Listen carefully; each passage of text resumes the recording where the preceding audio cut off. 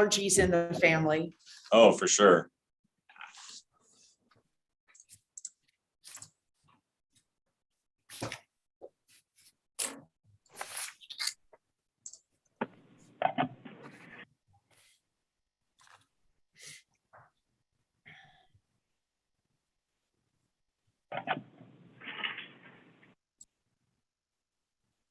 Good morning, everybody. This is Melissa. I just want to make sure that you can hear us okay. This morning you have myself and Corey.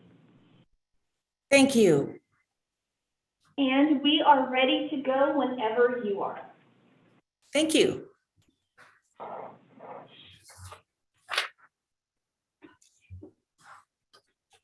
So I'd like to call the Tuesday, October 12th regular board meeting to order. And let's see, at 9 a.m. And Melissa, would you please do the roll call? Okay. Director Balin. Here. Director Boatwright.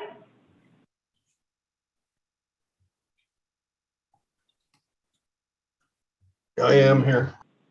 Okay. Director Kearns. Here. Director Murphy. Here. Director Ringen. Here. Okay, all 5 board members are present. Okay, thank you. And Corey, before we start the Pledge of Allegiance, could you please put the flag on the screen?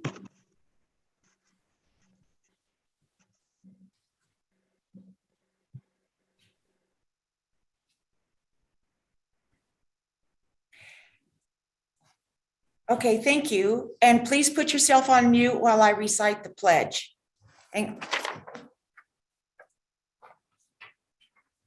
I pledge allegiance to the flag of the United States of America and to the republic for which it stands, one nation, under God, indivisible, with liberty and justice for all.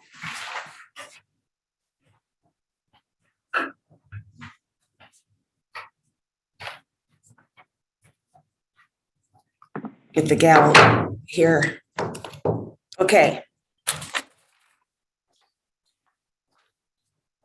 Well, going to the public forum, we would like to welcome the members of the public who have taken the time to attend the meetings and provide comments on matters related to district business. Any member of the public may address the board relating to any matter within the board's jurisdiction. This need not be related to any item on the agenda. However, the board cannot act on an item unless it was noticed on the agenda. Persons speaking during the public comment will be limited to 5 minutes, or depending on the number of persons wishing to speak, it may be reduced to allow all members of the public the opportunity to address the board. So Corey, at this time, is there any member of the public that would like to address the board? Not that I've seen, no. Okay, then I will close the public forum and we'll go to the consent calendar. And Melissa, would you please read the consent calendar? Okay, item number 1, minutes of the regular board meeting of September 28th, 2021, and special board meeting of September 29th, 2021. Item number 2, approval of reimbursement claims for director's statement of meetings attended and or travel expenses and claim summary for September 2021. Thank you. Is there any director that would like to pull one of these items for discussion? Director Ringen. I have several questions on the claims summary, so I would like to pull that, please. Okay, and then we'll hold off voting on them both until we hear your comments. Thank you. Any other director wish to pull an item? Okay, go ahead, please. Okay, I'll try and make this quick because, like I said, I have several questions. Page 1 of 21 is a All West Equipment Company, a slide gate for the Phoenix Lake project, $9,500. What is that thing gold plated? Director Ringen, I can address that briefly. No, it isn't gold plated. It is very expensive, as you can see. The slide gate is part of our rehabilitation project, which was already bid and awarded last year, but we had to delay work on that due to issues with curtailment and concerns with water supply. And so we are prepared to undertake that work this spring. And the slide gate is the primary valve assembly that lets water out in compliance with our fish release into Sullivan Creek below Phoenix Dam. Okay, so I'm thinking of a gate across a road, or, you know, the drive getting in there. So now I understand. It's a water gate. So Yeah, I could have said slide gate valve, and then you would have known, but okay. Yes. Well, I was getting real concerned because further into the claim summary is Alderson fencing, and there is another 12,000 spent there for the Phoenix Lake project. So I was starting to shake my head, wondering what in the world was going on out there. Then on page 1 of 21 again is American Crane Rentals, and it's a rent crane, apparently to set some sort of vault. Is this at the Law and Justice site? It's $1,865. We, again, I'll try to respond to this. We usually try to order vaults that can be set with our own equipment, our own excavator, but occasionally the size of the vault exceeds the load limit and the distance to set. And so in this case, we've rented a crane. This is not for the Law and Justice Center, and I don't know specifically if this was for the 420 tank site where we have a PRV vault, or if it was for a different location, but I believe it's for a PRV, pressure reducing valve vault for one of our projects. Sorry, I don't have any more detail. It's okay. It's because the vault was so big that TUD needed to get a larger crane to put it in place. Yes, sir. Okay, thank you. Then once again on page 1 of 21, this one really had me scratching my head, because then on page 5 of 21, on page 1 is Aramark uniform, $6,287. And that seems like a lot of money. But then you go to page 5 of 21, and there we have Census Group Corporation. And there's charges there that amount to $4,196 for uniforms. We must have switched companies, but how come it's so expensive, number one? And number two, how did we get so far behind? I'll take this one. I don't think anybody else can answer this question. And Steve, unfortunately, well, not unfortunately, Steve is off and isn't able to answer like he probably could. But I believe we did change vendors. And so you're right.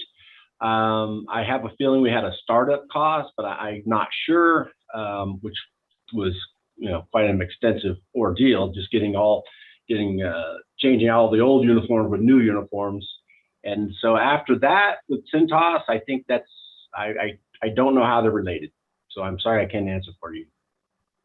Okay, well, I'll try and check with Steve and find out what the deal is. It just, we have 80 employees. TUD has about 80 employees, and maybe 2/3 of them at most are wearing uniforms. It just seems like that's a lot of money, unless there's other things than just uniforms involved, like coveralls and things like that. I don't know. But anyway, I'll ask Steve and try and find out what's going on. Then page 421, cal.net.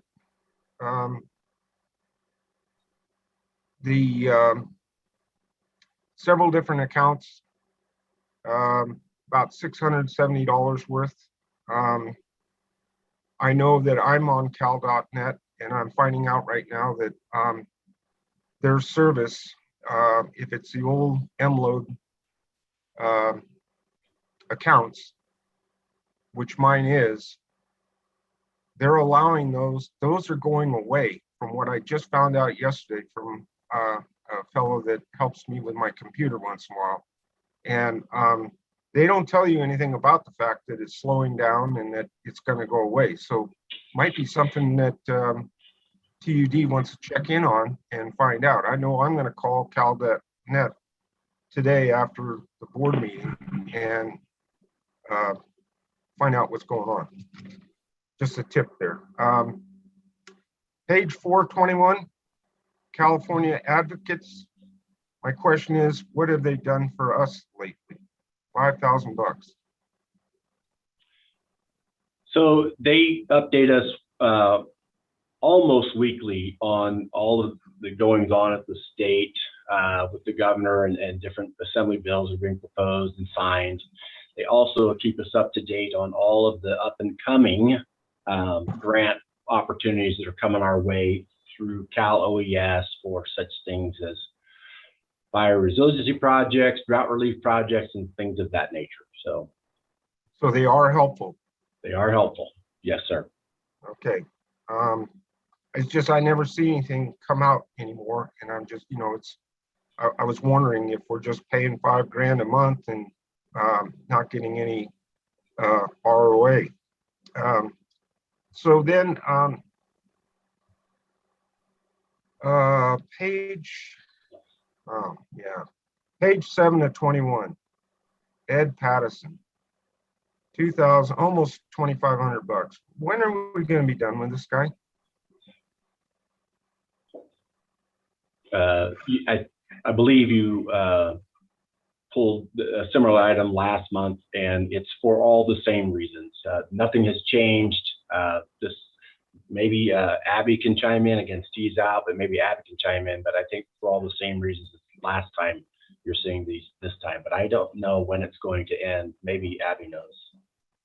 Yeah, this is under the American Recovery Plan through the federal government, Cvra subsidization. This is the last month that we should see that. Okay, great. It went through September of 2021. So this, according to this item, it is for September. So that should be the last one. Great. Thank you. And then finally, on page 18 of 21, I see Stantec, and it's for, there's a couple charges there for impact assessment. And my question there is, I thought after their wonderful performance on the wastewater treatment plant deal, we were done with Stantec. I can try to respond. Director Ringen, this is a different scope of work and a different group at Stantec. This is related to the USBR water supply contract from New Melones, and the individuals involved come highly recommended and are acknowledged and recognized by the USBR as working on other USBR contracts. And so what was done was modeling related to temperature impacts in the river system related to different contract amounts for withdrawal from New Melones. Okay, thank you for that. That's it for me. Thank you, Director Ringen. Is there any other director that would like to comment on the claim summary? Director Boatright has his hand up for a comment. Thank you.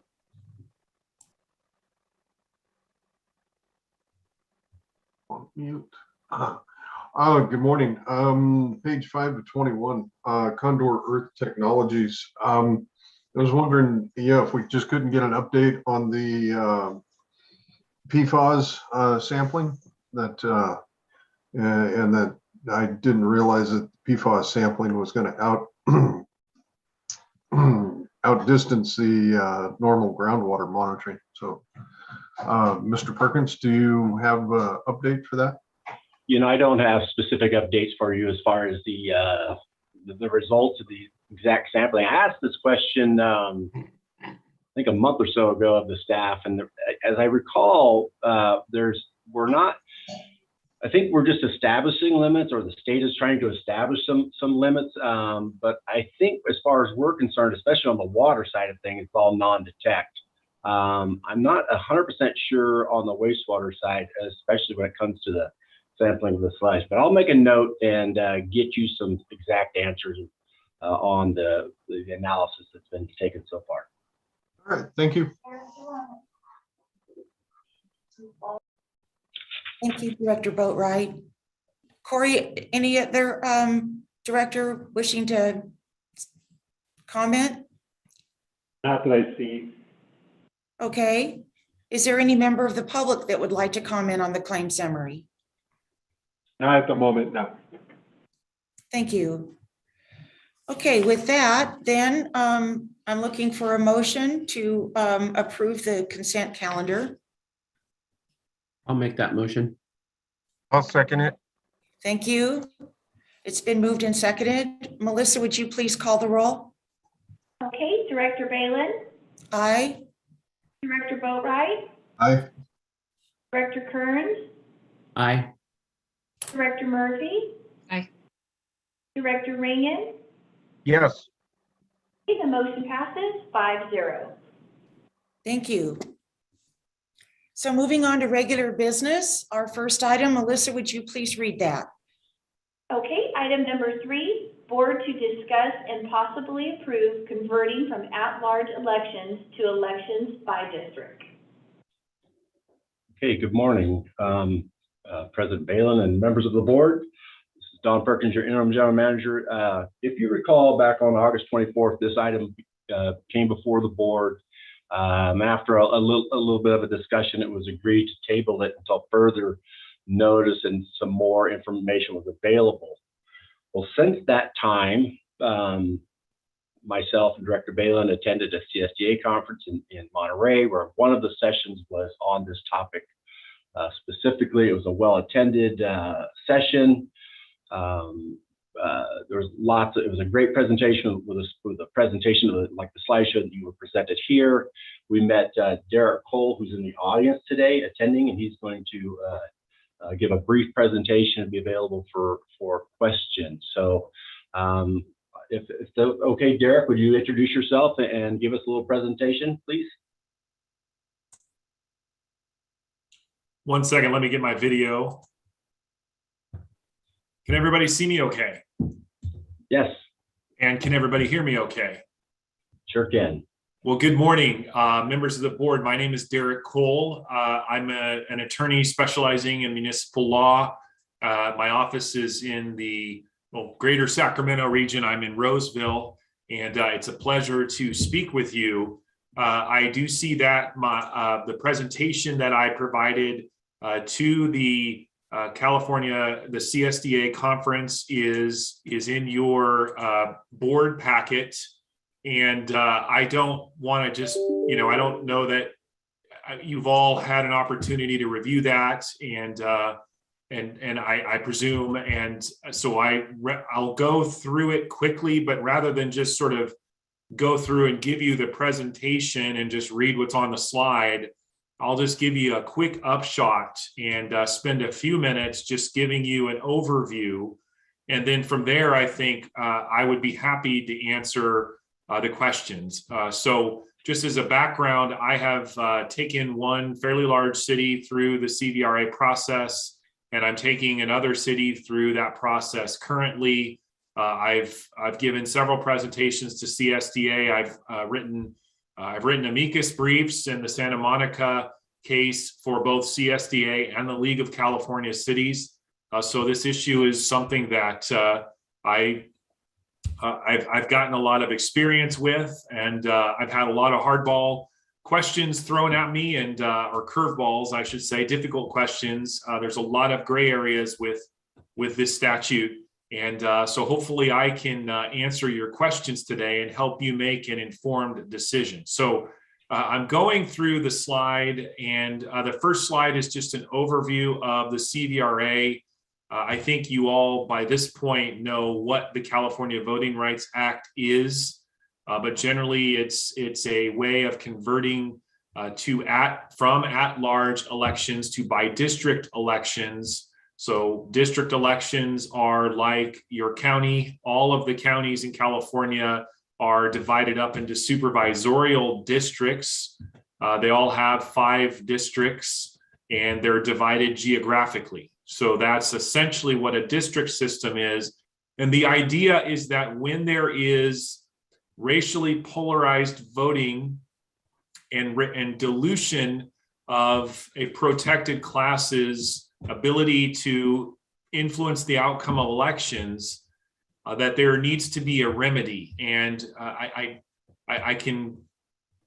won't get into a lengthy dissertation, but what I will say is that at-large elections can, in some cases, create racially polarized voting, or racially polarized voting can exist, and the rights of protected classes can be diluted. And so the idea is that if you convert to districts, you have a chance where the protected class has a better chance of having one of its preferred candidates elected.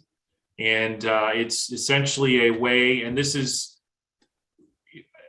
I could go in detail into the history, but I don't think that's really necessary. But this is something that has predecessor in federal law and goes back as far as the 1960s. So, there are numerous academic studies on when the at-large voting system can deprive protected classes of the ability to influence elections. And so essentially California has adopted that model, but it has actually reduced the requirements from federal law. So basically, the only thing you have to show is essentially racially polarized voting. Now, there's a question about whether vote dilution is also required. We'll talk in a moment about the Santa Monica case. But continuing on I'm now on my second slide. The Cvra is essentially a citizen suit in many ways, like CEQA. When somebody says you didn't do a certain level of environmental review, they have a right to sue if they disagree with what you've done, and they can take you to court. And if they win, there's an attorney fee provision that says they can get paid. Their attorney can get paid for bringing the lawsuit.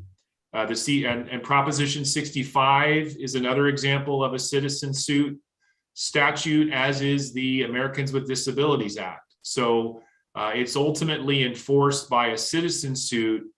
And I think, as everyone in public agency world knows, these lawsuits can lead to multi-million-dollar judgments, and we have examples of 3 million, 5 million, 7 million.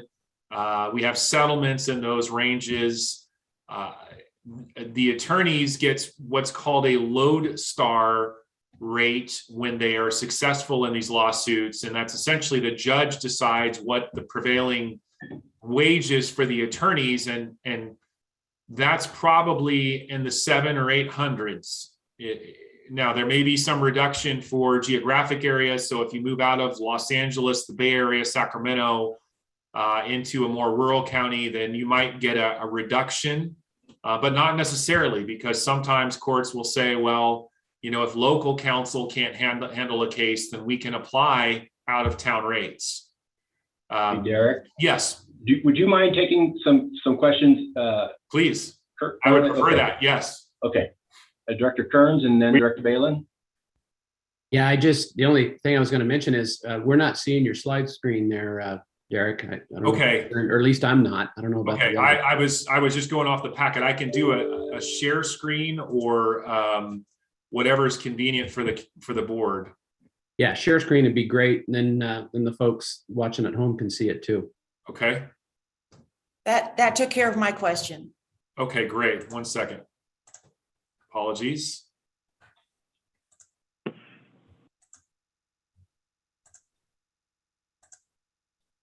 How does that look? Can you all see that? We sure can. Okay, Perfect. great. Well, thank you. So then the question is, when does racially polarized voting exist? And I give the definition. I would say roughly racially polarized voting is block voting.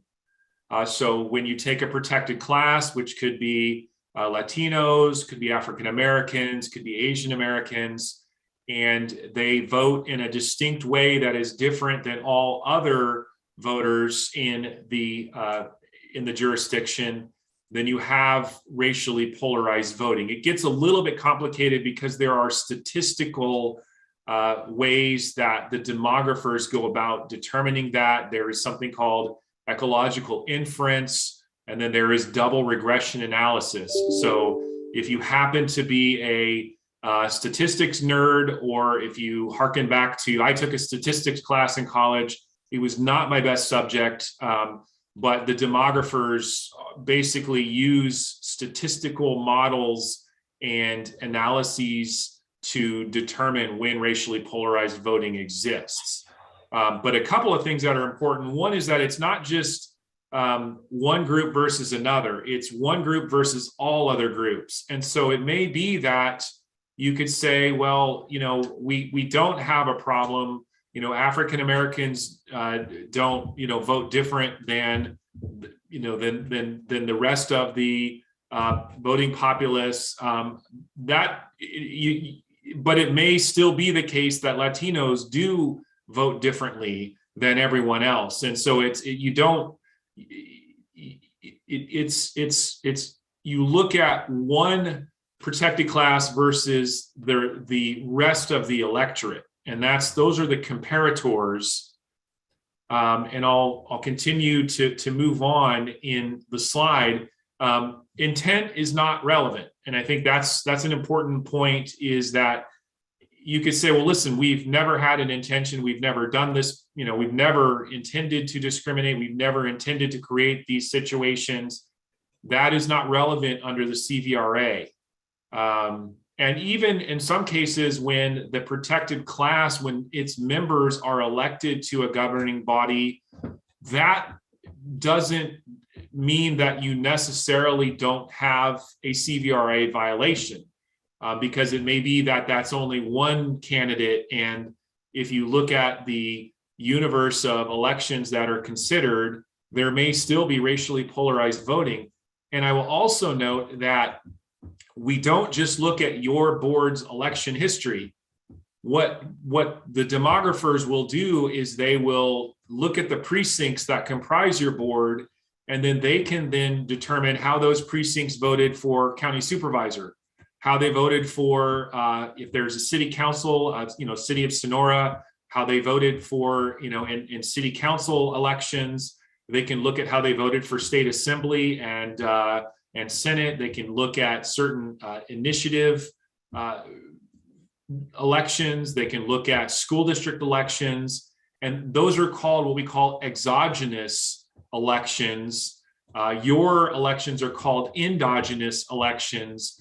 And basically, they can look at all kinds of elections involving your voters, including elections that don't even involve your board, in making a determination that there is or there is not racially polarized voting. So the bottom line is it's done by demographers, and a lot of the things that we would say, well, our elections are fine, we haven't had any intention to do any of this, those things really aren't relevant for the analysis. And I think it's important to put that out there, because there are very certain requirements, and the requirements are really stacked against maintaining an at-large system. It's not to say that there aren't grounds in which you could maintain that system, but as a general rule, it's very hard to put a defense together to maintain that system.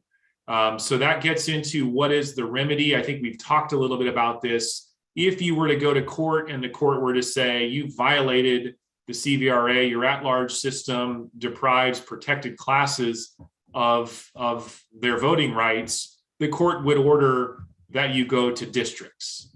Now, there's an interesting recall in the Santa Monica case where that court actually created the districting plan for the city against the city's vigorous objection. And in the appeals court, we're now in the state Supreme Court, but in the appeals court, CSDA took that issue on and said, look, if you if you, the court, determine there's a violation, you have to then remand it back to us and let us go through the process that you all are considering now. It's just an interesting recall. And then, of course, the Supreme Court is going in a little bit different direction with the Santa Monica case. But I put that out there just to share with you what CSDA's position is on that point. So what should you do? I believe you have not gotten a letter and you are looking at whether to do this voluntarily. So I'm going to skip this slide and go on to, let's say you decide you don't want to go forward with an at-large system, or you don't want to go forward with the district system. As I've said, if someone does give you a letter and they do contend that you're violating the Voting Rights Act, it's a hard slog to win those kind of cases, because really the standards are set very low for requiring agencies to convert. And that's what the legislature has intended. And I will note that there have been a lot of proposals for the legislature to change the Voting Rights Act, and they have steadfastly shot those down. And they have basically signaled to public agencies that this is our law and we're sticking with it. That's been the trend. So in past years, when I've given these presentations, I've talked about, well, maybe the legislature will do this, maybe the legislature will do that. My belief now, in talking with CSDA's folks and the League of California Cities and the General Counsel in particular, where we've tried to get the legislature to consider certain changes, it's just not happening. So, as a practical matter, don't expect the Voting Rights Act to change. They might tinker with a little procedure here or there, but the legislature clearly believes in this law. Think about CEQA. There's been numerous requests over the years to reform CEQA, and it's just not happening. And I think the legislature is saying, no, we like this law. And, we've heard all of what you've said. We're sticking with it. It's the same with the Cvra. So really, this is the law, and the law is there with the big sword over your head of attorney fees. And as I was talking at the CSDA conference, I had some questions, and the point that I made there, and I'll make to you, is that the cost of a Cvra lawsuit isn't all that different based on the size of the agency. So I think the Santa Monica, they're well into multi-million dollars just for their own defense. I forget the number, but it's several million just for their own lawyers. And then they're potentially on the hook. I think the last estimate I got was for 20 million. Now, would those numbers be the same if a smaller special district were to take on the issue? No, but the bottom line is you still have to hire demographers. You still have to hire litigation counsel who can handle a very specialized case like a Cvra lawsuit. And so even if you took it to court and said, we're going to fight the fight, you're looking at multi-$100,000 for just your own defense. I mean, obviously I can't give you numbers down to a precise level, but I can tell you this is a several $100,000 outlay just to defend yourself if you have to go all the way. And that's just to defend yourself. And then if you lose and the standards are stacked against you, you're now looking at a multi-million-dollar payday for the other side. So really, as a practical matter, even if you thought we have a 90% chance of winning this lawsuit, we think we can justify our at-large system, the question is that 10% chance that you might lose could carry a $4 or $5 million price tag at the end of the day, or something greater.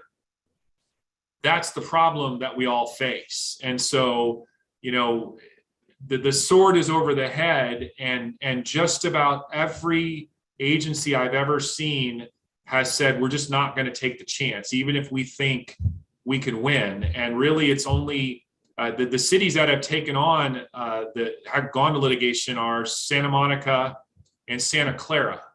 both fairly wealthy cities relative to other jurisdictions. So I like to use these instead of just going through the law and going rote through my presentation. I like to just share these practical thoughts with you. So the flip side is, what if you do the safe harbor process, which is what you're considering now? If you do that, you're guaranteed that well, first of all, I believe you don't have a potential litigant who is threatening a lawsuit. If you did, and you chose the safe harbor process, his or her fees would be capped at about $33,000. Why 33,000? That's an adjusted number. It was $30,000 in the statute set at 2016 or 2017. And so 33 is about where we are with inflation, although judging by the way inflation seems to be going, that number might be up 1,000 or so by next year. But the bottom line is you cap your exposure if you do this in a very significant way. So what's the process? If you decide to go forward, I mentioned here that you have 90 days. I'll talk in a moment about how you could get 180 days. Although again, you're in a little bit of a gray area because you're doing this voluntarily as opposed to with the demand letter. But basically, you have to hold 4 public hearings. In those public hearings, the first 2 hearings are to receive input from the public about communities of interest, which are areas that you want to try to preserve. And then you have to publish a draft map or maps of your proposed district. And you have to give notice of the election sequence for your districts. And you have to do that fairly quickly. There is a basis for you to get 180 days, but that requires an agreement with the other side. So you're sort of in that gray area of you don't have the lawsuit hanging over your head. So you do have, really kind of your own time. What I will say is this: your elections, your next elections, I understand you have 2 seats that will be up in November of 2022, which means you're looking at next year. And roughly speaking, you would need to have this process done probably by April. That's a question really you would want to coordinate with your county elections official on, because what will happen is when you create districts, they will need to create precincts. Right now, it's pretty easy for them because they just take your district's precincts and they have an at-large system. But now they're going to have to make sure that they can incorporate the 5 districts that will run, and they can run just the 2 districts that will be up for election in 2022. It takes some time for them to get all of that into their system so that they can run your elections. So one of the things that I would strongly recommend, if you have not done that already, is to contact your county election official and ask them, when do they need your map, your final maps by? When do they need your districts?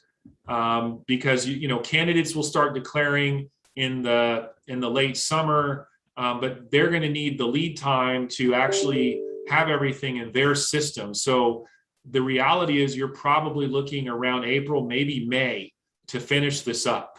And you have the time, but just be cognizant that that time will go quickly. And I mentioned on this slide, you do need a demographer. I don't know if you have somebody, and certainly offline, I've spoken with your general counsel. I can provide recommendations. One point though, is that they're very, very, very busy right now. And the reason is that they are in redistricting. So right now, the counties and the cities that have at-large systems, and now the special districts that have at-large systems, they all have to redistrict. And there's only a small number of demographers, and all of them are being hired to do redistricting. And basically they have to be done by April to get all, roughly speaking, to work to get all of the redistricting information into their county elections officials who will run the election. So right now, the demographers are very busy, and you may have trouble getting a hold of somebody. So I can certainly work offline with your general counsel, with your general manager, if you have not taken care of that detail, and try to help you out there.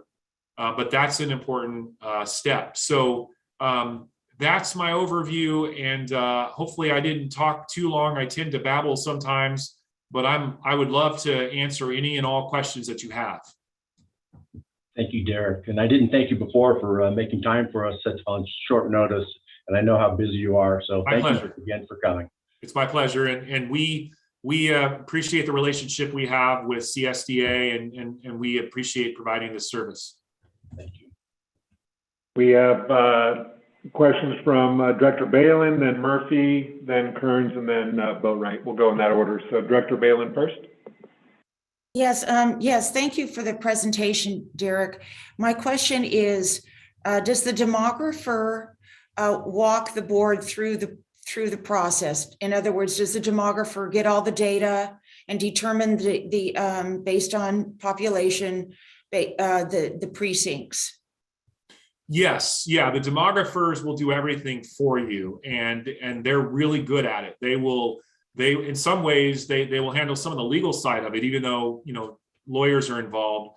But they can coordinate all the outreach. They can set up websites. I'm doing the city of Oakleaf right now. If you wanted to look for an example, I'm taking Oakley. I'm the city attorney there. We have a website.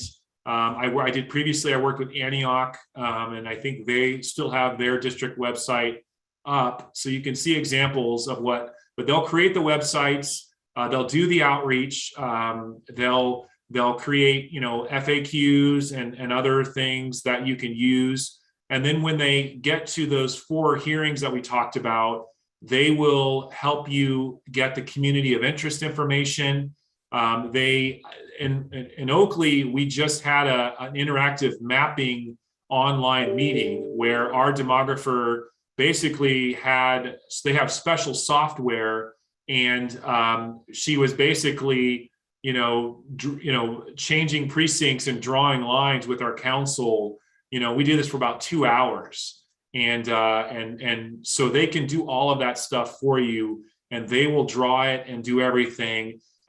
General counsel can adopt I assume you would do it by resolution. In cities, we've done it by ordinance. They're very easy. The ordinances and drafting aren't hard. But yes, the demographers, in my view, are a one-stop shop, and they're all excellent. Hey, Director Murphy. Hi, thank you for being with us today. I really appreciate it, and for My pleasure. And for getting us the slides ahead of time. That was really handy to be able to look through them ahead of time. I'm just a little bit curious on the protected classes, as far as when you're looking at redistricting, right? The point of it is to make sure that protected classes that their voices are heard, right? Basically. So when you're looking at a county like ours, where 90% of the population, I'm looking at the census from July 1st, 2019, which has I'm assuming that we go off the census data. Is that the 2020 census data? Yes. Yeah. So this was put out July 1st, 2019. Is that the right set of data? Well, so they do annual updates, but the official decennial census, which just came out last month, is what you would use. It's probably not all that different. The 2019 numbers you're mentioning are probably not all that different, but there are official 2020 numbers that constitute our decennial census. And then the census will, over the next 10 years, give updates, but those are sort of unofficial, not numbers that are not used for legal purposes. We must use the 2020 official census data. But okay, those numbers are probably close, Director. Okay, so just looking at these numbers for our county, which our water district is different than our county. And so just that being said, okay. 90% of the people in Tuolumne County, it says 90.3% are white alone. So in looking at that, I started looking up data for like Jamestown and different places. The highest number I found for a something that I could look up online was 5% of one protected class. Where most places that I've lived, the data is really different than this. You know, that there's it surprised me that the number was that high. There was 90% were considered themselves white alone. When we're looking at that kind of makeup of the county and realizing that that's spread throughout the water district, I guess the piece that I don't understand. Well, first, I don't understand who would be raising a lawsuit saying that a specific area wasn't getting represented just because of the way this county is spread out. And I don't see how redistricting in our county would give protected classes a larger voice.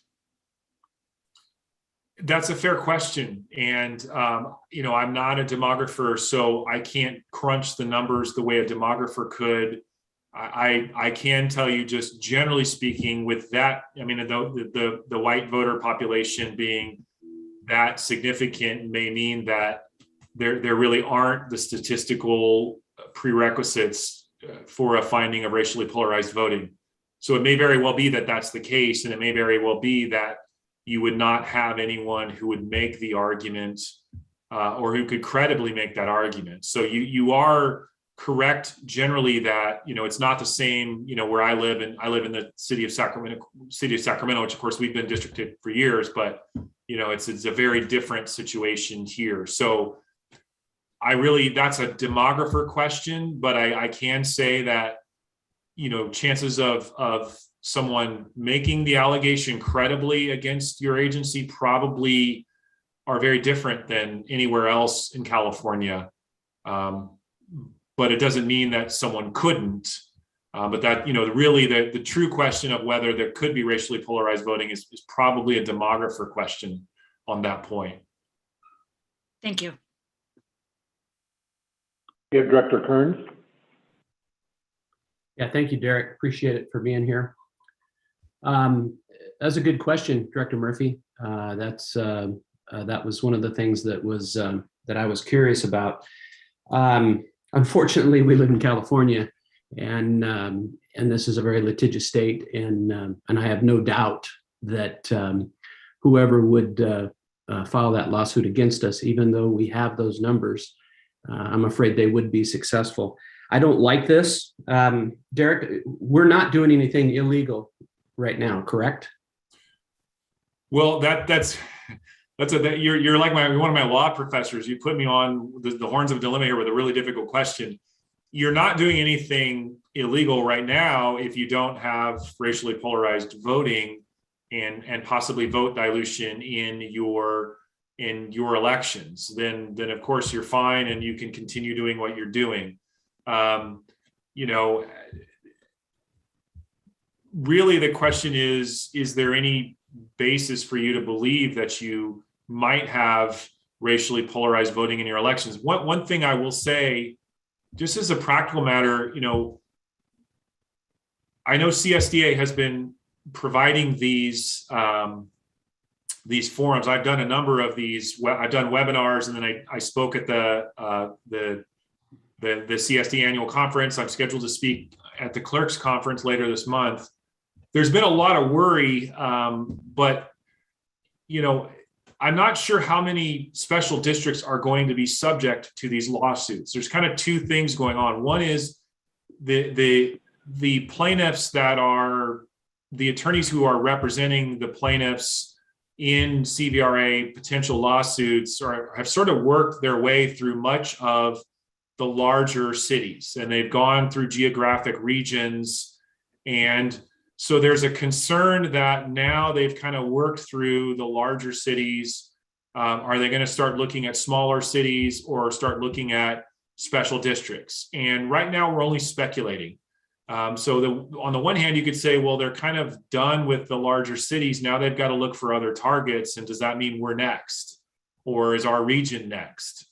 That's one concern. But the other concern is, do you want to change what you're doing if you're not ever going to have, if there's not a realistic chance you're going to get a Cvra threatened lawsuit?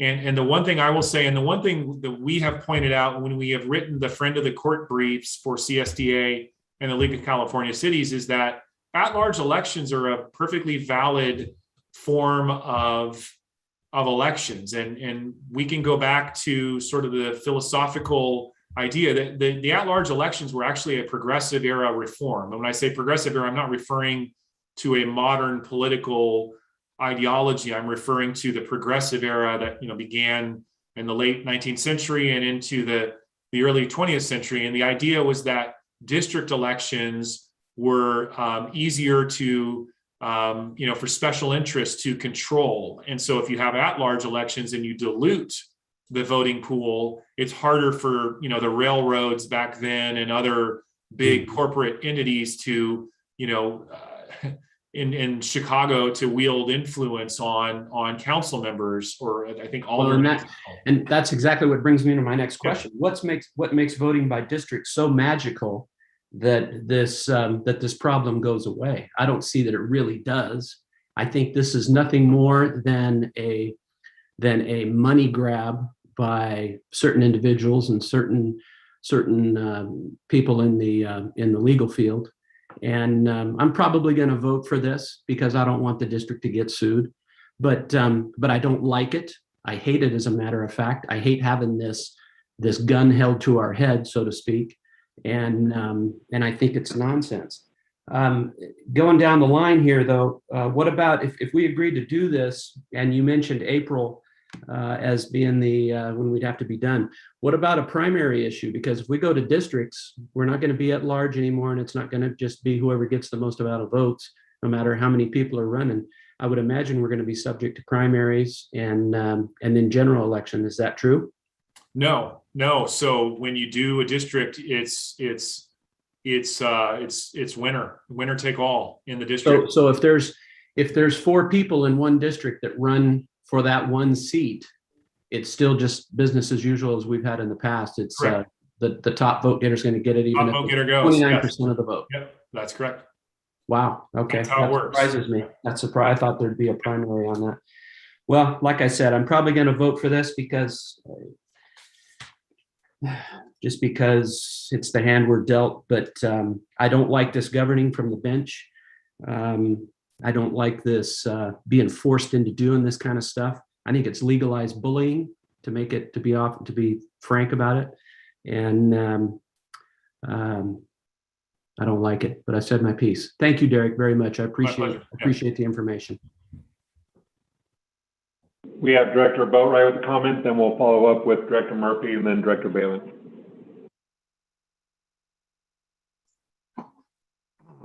Well, go ahead, Director Murphy. Oh, sorry. I'm sorry. Director Boatwright. I'm sorry. Thank you, Corey. Director Kearns, I certainly sympathize with you as far as feeling the bullying, having gone through the consent decree for the sanitary collection system. Very similar process where it seemed like everybody went after the big fish. And then once they were all caught, they started working their way down the line. First question, Derek, how would the current directors be divided up to cover the 5 districts? Is that just basically pull a number out of the hat and this is a district you're representing?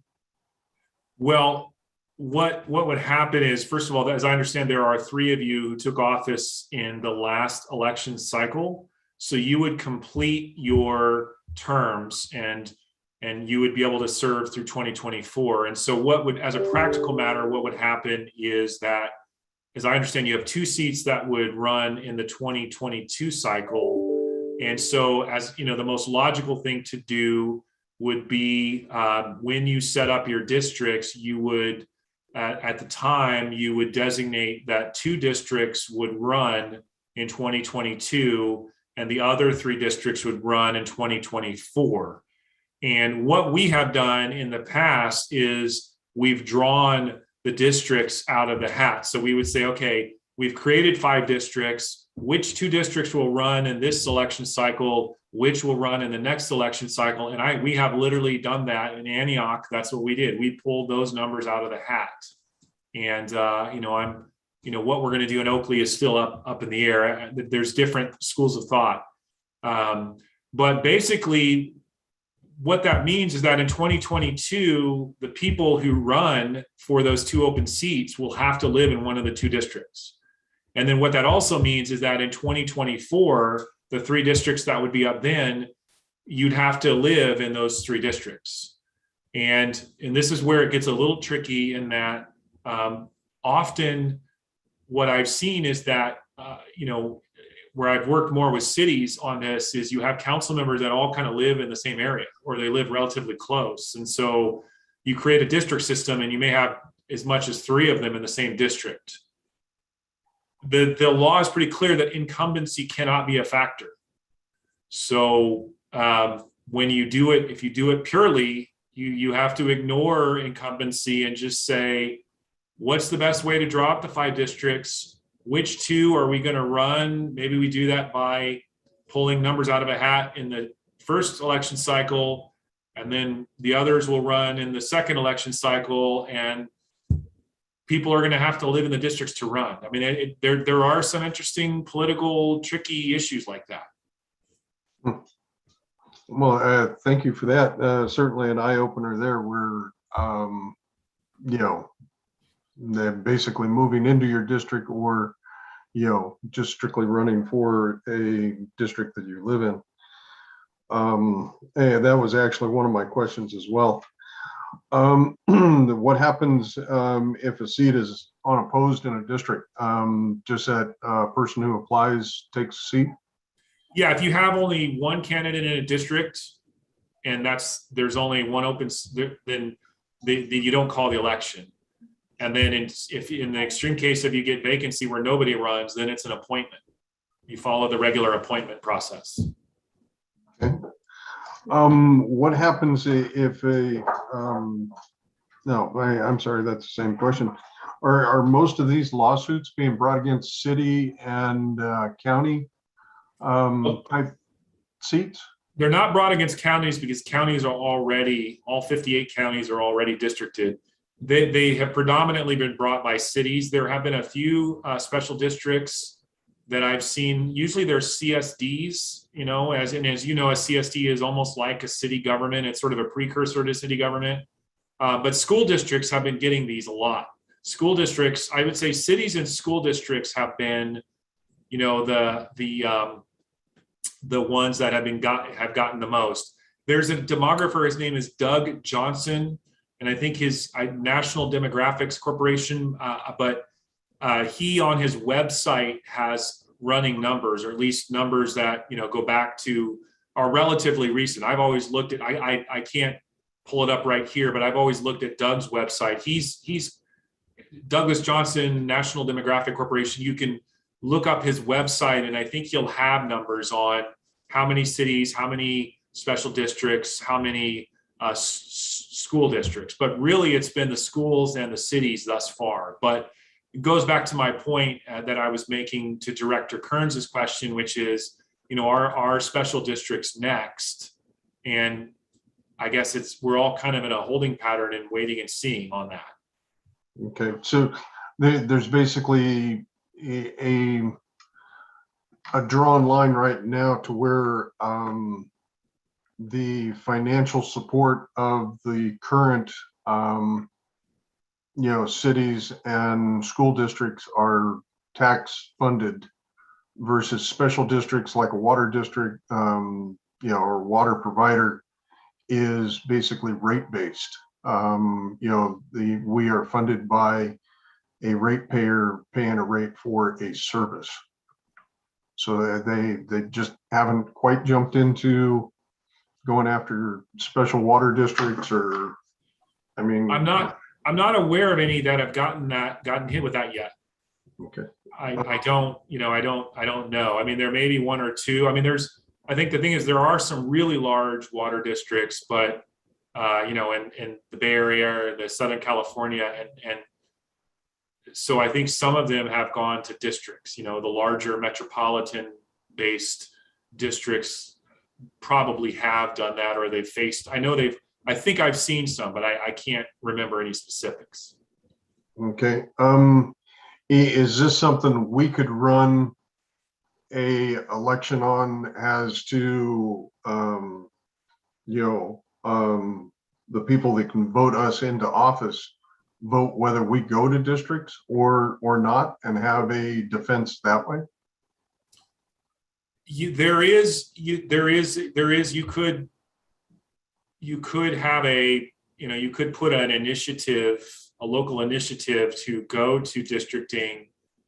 But then the question is, how would you create the districts? I mean, you'd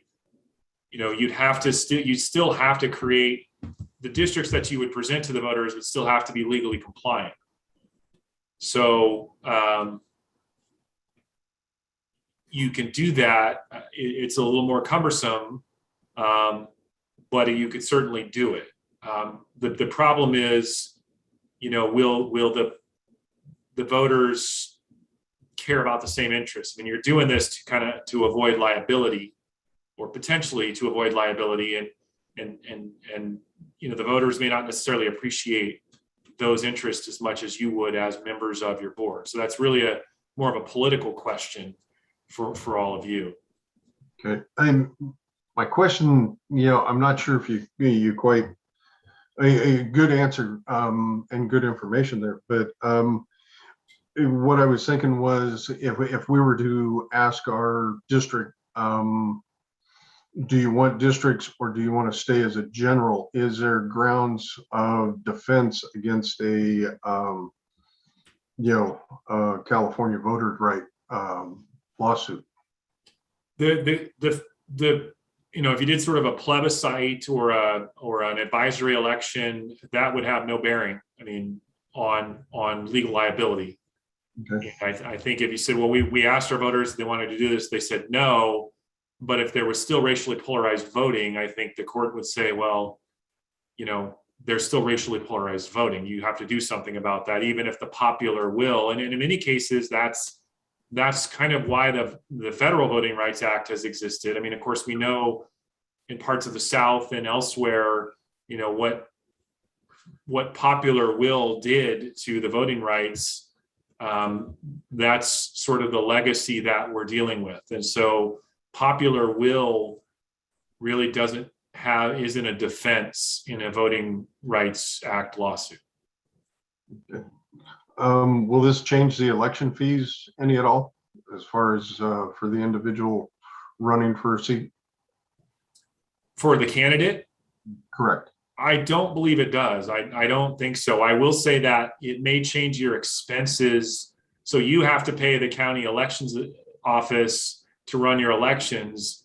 And, on the one hand, you'll only be running, 2 seats or 3 seats, not the entire district. But I don't know what that does, because, if they're running a smaller area and they have to set it up, is that more expensive or less expensive? That's probably a question for your elections official. But as far as I don't believe your candidate fee changes when you run in a district system. That I can't verify that, but I don't think there's a change in the cost. All right. Thank you very much, Derek. Very good information. Thank you. Thank you, Director. We have Director Murphy, and then we'll follow up with Director Balin and then Director Kearns. Okay, I think I have 2 questions. The first one I think is simple, which is when the demographer is dividing up the districts, do those portions of the Tuolumne Utilities District area, the portions that get glumped together, do they have to be geographically contiguous? Like, do they have to? Is it communities that touch each other? Is that the way it's divided up? Well, first of all, you do need contiguity. You do have to have contiguity in your districts. So there's not there isn't a sort of magic formula for what districts have to look like, but there are some basic rules: contiguity and compactness. So, basically, ideally, you'd want, square based, I mean, they look like squares, or they look normal. They don't look, the gerrymander, which is, named after a salamander. If you go back to the term, gerrymandering, there was a district that looked like a salamander, and I think the politicians who was responsible for it was named Jerry, and and it was a really odd looking, district. You want to keep districts that are, sort of have a coherent shape that is compact and contiguous. And then I mentioned communities of interest. So you'd want to preserve neighborhoods or distinct areas. So I would assume, maybe the downtown Sonora area would be looked at as a community of interest, for instance, and you'd want, one district. You wouldn't want to cut, draw a line in the middle of downtown, take a thoroughfare through downtown and say this side is one district, this side is the other district. That's an example of, you'd want to preserve those. In other cases, communities of interest might be based around schools. So if you have an elementary school, the idea is that the neighborhoods that go to that elementary school, kind of, because kids are so important in our lives, they kind of see themselves as a community of interest. So you'd want to preserve those, but you want shapes that are rational, contiguous, and compact. Okay, so my second question is, the safe harbor piece brought this up in my head. So the safe harbor thing is after you do redistricting to protect you in lawsuits, which got me thinking that, so if we redistrict, right, our county, 90% white, ethnically white, pockets of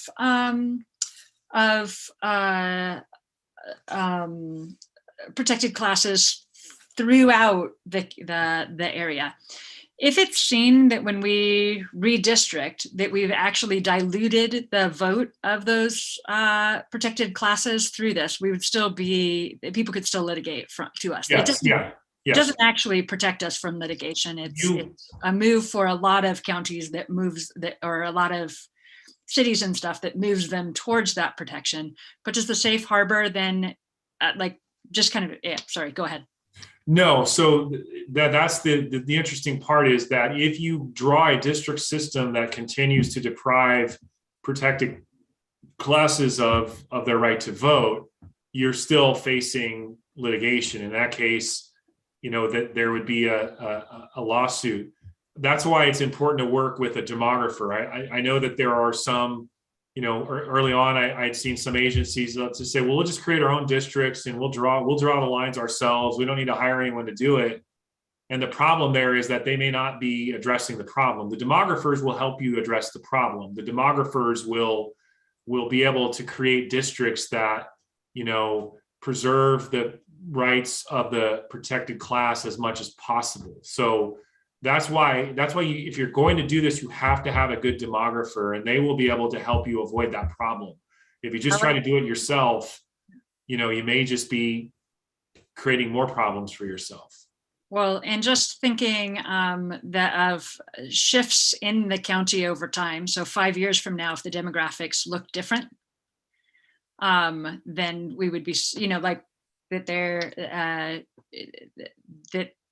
that now the districts we drew are more exclusionary than helpful.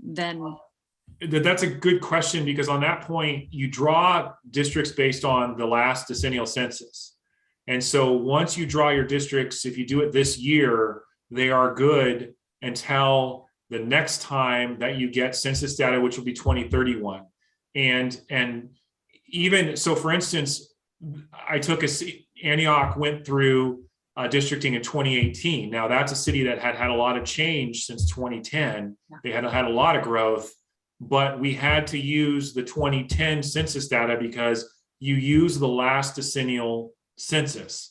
And so if you draw districts properly now, they are good for 10 years. even if demographics change, and even if in the 9th year, someone might be able to make an argument, well, this district has now kind of gotten askew and it may, be depriving voting rights, that there would not be a remedy in that situation. And what I will tell you is that once you create districts, then you have to redistrict every 10 years. So your county right now is probably going through redistricting. Maybe it's completed it, or maybe it's going through it right now, but you will have to do that yourself.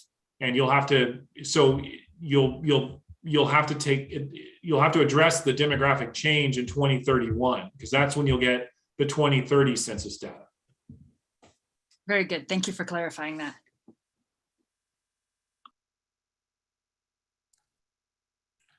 Okay, Director Balin and then Director Kearns. Thank you. These are really great discussion, really interesting questions. We are not actually redistricting. We would be districting for the first time, correct? Yes. Okay, that's first question. Second is, in looking at the California Department of Finance trends, the overall white population is trending downward in our population, our countywide, and Latino minorities and Native American is trending upwards, which I found interesting. And then this question is for Dawn. Dawn, who was that litigation group that went after us to enforce the one molecule with our recycled water that we had to pay a ton of money to?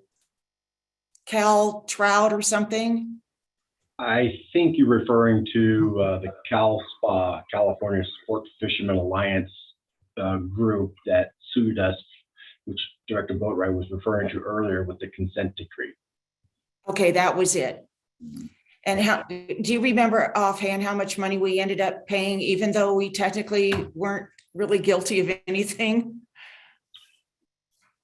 Well, that's a big question, but simply stated, we have now spent millions of dollars on our sanitary sewer system over 7 years or 8 years or so. Not to mention, we had some upfront out-of-pocket costs for attorney fees in the hundreds of thousands of dollars, I recall. David Boatwright, Director Boatwright, was front and center on all that. So, yeah. Okay, thank you.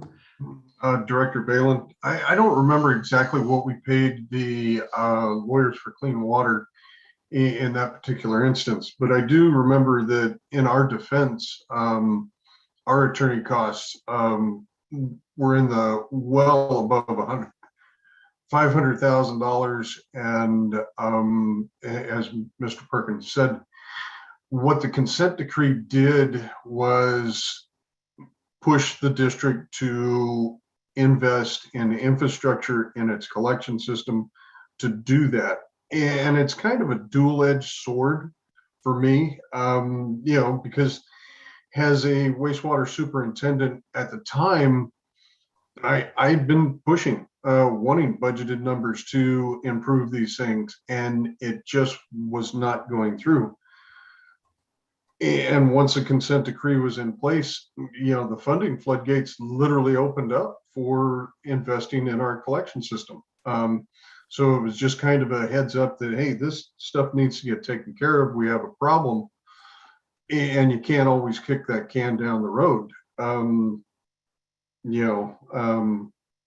Anyway, hopefully that clarifies. But yes, we did pay the Lawyers for Clean Water a tremendous amount of money, and it was ongoing. They continued to monitor the consent decree throughout its lifespan, and I believe that just ended this last June. I don't know if our final report was accepted or not, as far as whether they still have any ongoing arguments with us, because they can go all the way back to year one and go, hey, well, it turns out you didn't meet it here, and we need to readdress that. I don't know if they will or not, but anyway, yeah, those things can get very, very complicated, and a lot of feelings and emotions on, both sides go into that. Thank you, David. Well, again, just looking at the demographics, I think, and I agree with Jeff. I don't really want somebody telling us that we have only 45 days or 90 days. I'd rather save the district some headache in the future. And so, at any rate, again, Derek, thank you very much. And I have no further questions. Right, Director Kearns, and then we'll follow up with Director Boatright. Yeah, I agree, Barbara. And I think it was Director Boatright that was asking, and I think Derek, you covered it too, that will these guys move on to special districts after they're done feeding on the cities and other outfits? And I say absolutely they will, because there's too much money to be made. I mean, you've done a good job, Derek, pointing out what kind of awards they're getting from these courts on these things. And I think without a doubt they'll be coming after districts for just what I said. I think there's too much money to be made, and they're going to do it. What were those three criteria that you mentioned about the districts? I got the last two: contiguous and compact. And what was the first one, Derek? Contiguous, compact, and preserving communities of interest. Those are kind of the big ones. There are a number of factors that looked at, but I would say, just for the sake of understanding, those are kind of the biggies. Okay, and they would obviously be of all similar population as well. So you need to keep each district within a 5% margin. So they can't deviate more than 5% from the average. Yeah. So you can go up or down a little bit, but they need to stay within that 5%. Yeah. Well, I said it before and I'll say it again. I don't think this is a magic bullet to eliminate racially polarized voting. I think if it's going to happen in one large district, it can certainly happen in a small district. But also on the gerrymandering question, it's interesting. You compared it to a salamander. Other forms of that family, snakes are included. And remember that our 8th senatorial district, which Tuolumne County is a part of, touches or encompasses 11 different counties. So that's certainly not compact. And it'd be interesting to see what they come up here with Tuolumne County. One good thing I can see, though, that'll come out of it is that no matter who's running, whether it's any of us 5 here or any challengers or anybody else in the future, it will make it easier because you'll have a lot smaller area to cover. I mean, right now we have to cover a large area and we have to appeal to a lot of different people. And this will, this would make it much easier to run for a seat on this district. Anyway, thank you very much, Derek. I know I kind of, if I sounded like I was getting after you, I really wasn't. I'm just upset. No, I've heard that many times, believe me. And I mean, I think people realize I'm not responsible for it, but what you've expressed, I've heard many times. And I think it was on, some of those comments at the CSDA conference for, I think, Director Balin and your general manager. I think that you'll recall that some of those were made there as well. All right. Thank you, Derek. Thank you. All right, we have Director Boatright and then Director Murphy.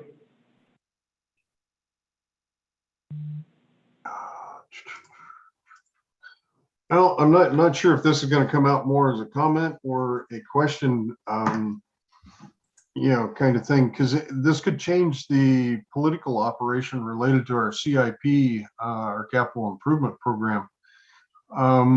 Basically, when you get somebody elected from, one district, their constituents want, funding and projects, moving forward in that particular district. So is this going to, increase the political, agenda for individuals, or, are we still going to move forward as a generalized team trying to move forward for, the betterment of the entire district? So there's argument to both ways. As a general election, we're a team. It doesn't matter if we're building a Sierra Pines or a new Sonora water treatment plant. They have equal impact. But once we redistrict, it's, how is that going to, play in our future, kind of thing. So if there's any other comments towards that, I'd certainly like to hear.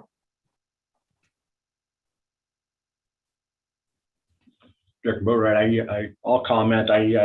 You bring up a good point there. It's important to think about because, like you say, for all these years we've been considered one and united.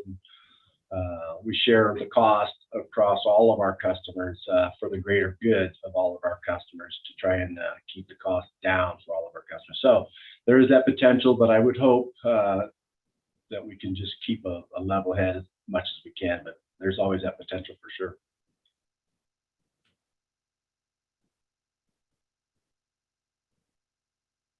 Director Murphy? If that's it, then we'll have Director Murphy next.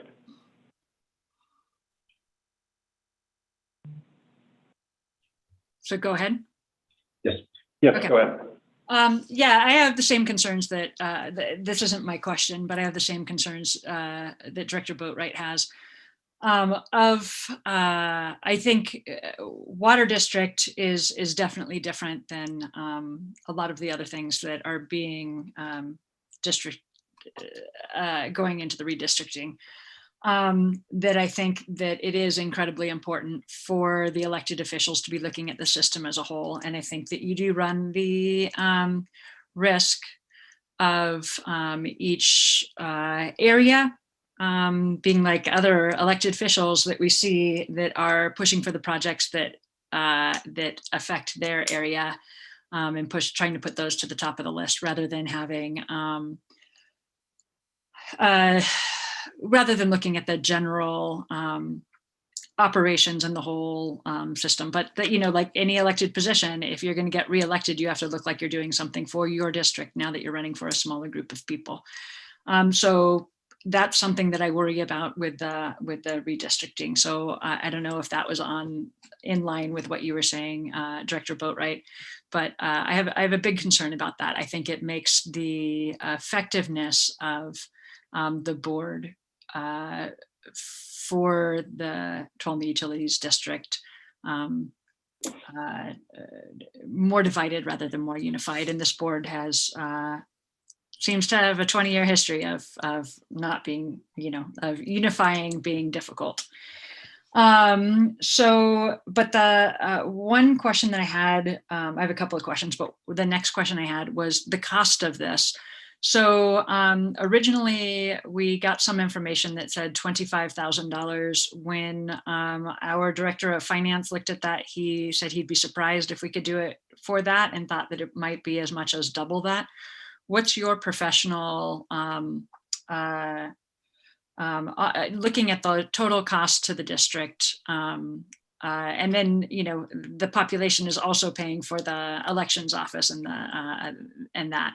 What is the total cost of something like this when it's likely to be a little complicated because of the fact that we can't just go along with what the supervisors districts are or the school districts are, because we have a different outline of the people we serve. We don't serve the whole county. We serve a portion of the county. What I can only give you rough numbers. I'd say the demographer might cost $30,000 to $50,000 that's a ballpark. It could be a little higher, it could be a little lower. You don't have the lawsuit threat, so you don't have to look at the 33,000 there. So, and really the demographer is kind of a one-stop shop, as I mentioned. So, your staff and administrative time, I don't know that it's very significant. So if I had to give you just a rough ballpark to work with, I'd say it's probably closer to 50. It could be less than that. I don't want to scare you with any numbers. It could be a little more than that, but I don't think you're going to be doing 100,000. In Oakley, we budgeted for 100,000, but we have a law firm that has initiated this, but I don't think we're going to go over that. But I don't think our situation, I don't think your cost would be the same as ours. So I'd say 50 as a ballpark. Okay, thank you. And so the other things that have been brought up for us, you had specified that the person running for that seat would need to be in that district. What we learned in our last meeting with our legal counsel had said, because it's a water district, that's actually not true, and that that someone from outside of that district could run for that district, which then leads me to that question. And I think Director Kearns, I think that you had commented on that on the last one too, of that being one of the things that why we go through the process of creating these districts, and then somebody from outside of that district that's not representative of that group is now being the representative of that group. That's correct, Lisa. It kind of defaults. That is a choice we can make during the process if we limit it to the district, or if we don't limit it to the district. But that's another decision as we move down the road, is what I have gleaned from our last meeting. Does that make sense to you? I will say that I have not researched that question. I have not taken a water district, and I have not, I've worked for a number of CSDAs. I've not worked, I think I have a partner now who's doing some water district work in Southern California, but I haven't. So I apologize that I wouldn't be able to answer that question today right off the top of my head. But I would certainly defer to your legal counsel on that. Yeah, because the worry that I have is being a non-retired person on this board, it is a serious economic hardship to be on this board because of the number of meetings and the bizarre. There's not a rhyme or reason to when special meetings are called and stuff. And sometimes, you have a professional thing that you have. If you're working, you have a professional thing that you have to be doing, and the meeting goes on without you, which isn't an effective way to have somebody representing. And so you have to let everything else go in your life in order to accomplish this. And so if we're looking into those things of when we're looking at protected classes that tend to be more economically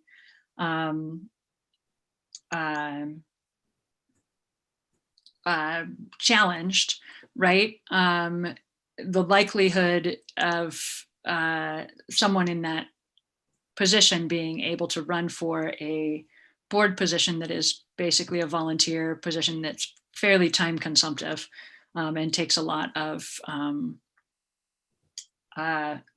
it's not just the meetings, it's the preparation for the meetings. Oftentimes, like for this meeting, we have about 100-page document to analyze before the meeting. With that, I am worried that if we go into this, well, first, I'm going to echo what Director Kearns said, which is that thing of like, I don't want to do something because we're afraid to get sued for something we're not doing wrong, right? We're not that hasn't been an issue in this, but I agree also that it's a litigious society, and that possibility is always there, even if there's not an issue, right? I totally understand that. I don't want us to spend a lot of money and a lot of time and energy on this and make it less fair than it is. And I worry that in creating districts in the Tuolumne Utilities, because we're not the whole county, we're part of the county. And I feel like in redistricting, we would actually be doing a disservice to the protected classes in this. And in that, if we do, I would think that in the future, we would be subject to lawsuits along that line with that we aren't having candidates that are effectively doing this. But I'm not sure how it works out litigiously my impression is people can sue for whatever they want. And you can can fight that, and that takes money. But the worry I have is that we are worried about getting sued, so we are creating a system that may not be. It just seems like the spread in our elected officials of when the last votes came in, right? I was elected with just 10,000 votes. If the districts were smaller, conceivably, I could have been elected with 2,000 votes. If it's now divided up into 5 people, 2,000 votes isn't very many. And it seems like special interest groups could take advantage of that system and make the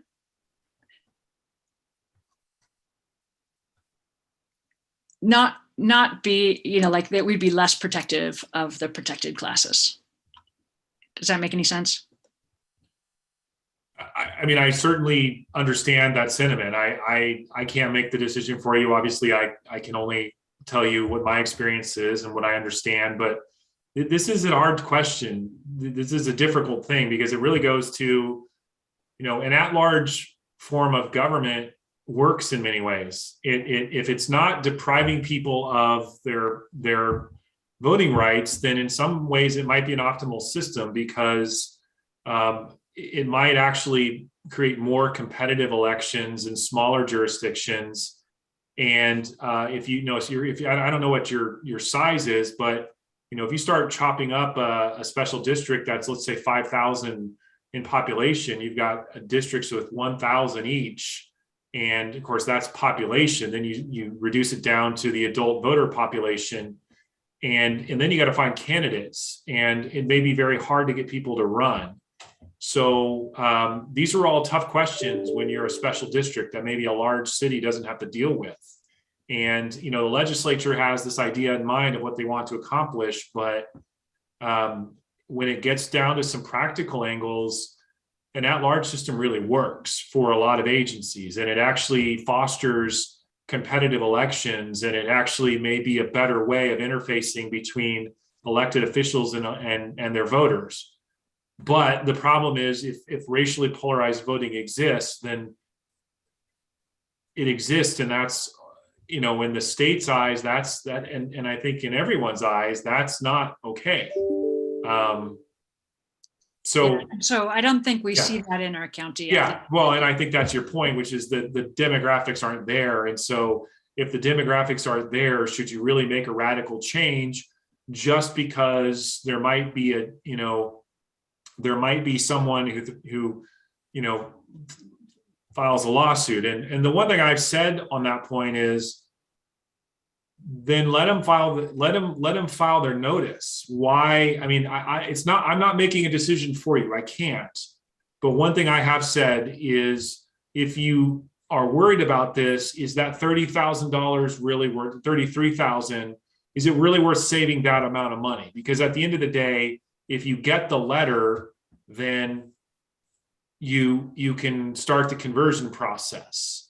Why do you need to save? I mean, now maybe in a really small special district where you're just really worried about that sum, then maybe you do it. But the practical matter is, I put that out there for your consideration. Why not wait and see if you do get the letter? Because if you do get the letter, then you can move forward with it. If you don't, then you can just continue forward. And that's not I can't make that decision. That's really a decision for you. And, it's unique to your situation.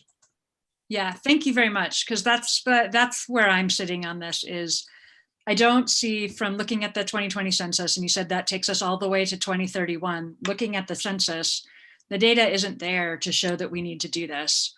I feel in alignment with what Director Boatwright said, is that there's a lot of negatives that could come from this as people looking at a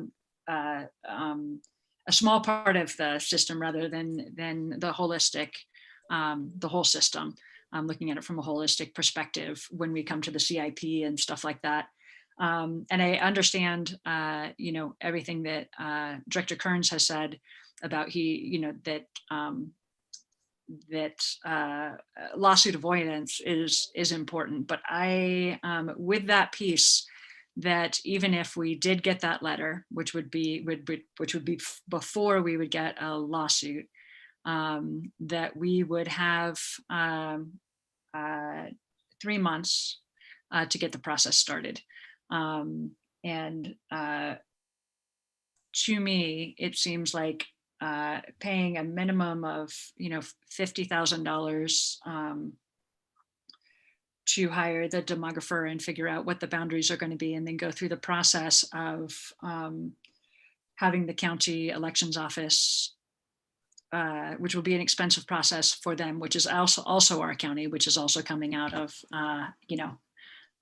it's not just the ratepayers, it's the we are all paying into what funds the county elections office, and their process of having to reconfigure that, and then the confusion with people on what district they're in for which thing. And I get that your ballot will just have your choices on it, but the fact that the school district is different than the supervisor's district, which is different from the Tuolumne Utilities district that you happen to land in.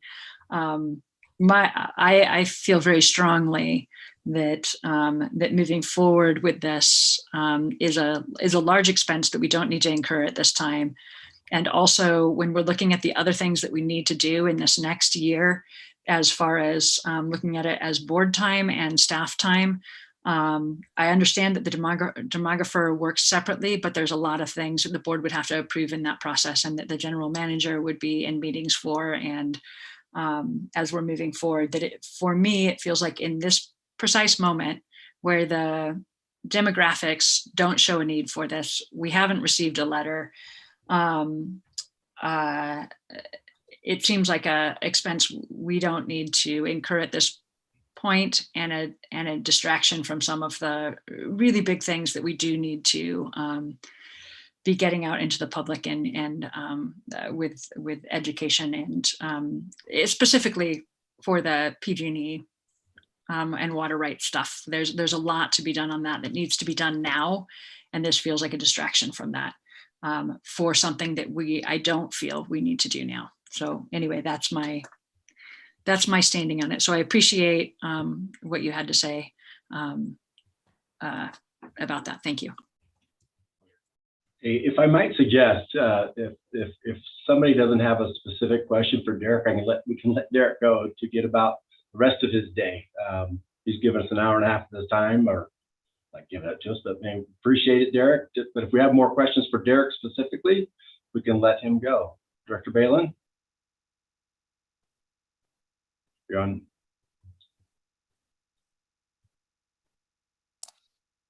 Yeah, again, Derek, I wanted to thank you. It was really eye-opening at the CSDA, and the questions there were, I thought, really invaluable. And they're tough, some tough questions too. Yeah, appreciate your time. Yeah, it's my pleasure, and I appreciate this. And it's a tough decision to make, because you're changing fundamentally how you relate to your populace. And it's a significant political change, and it's not an easy decision to make. So you have a tough decision ahead, and I am very sympathetic and empathetic for you.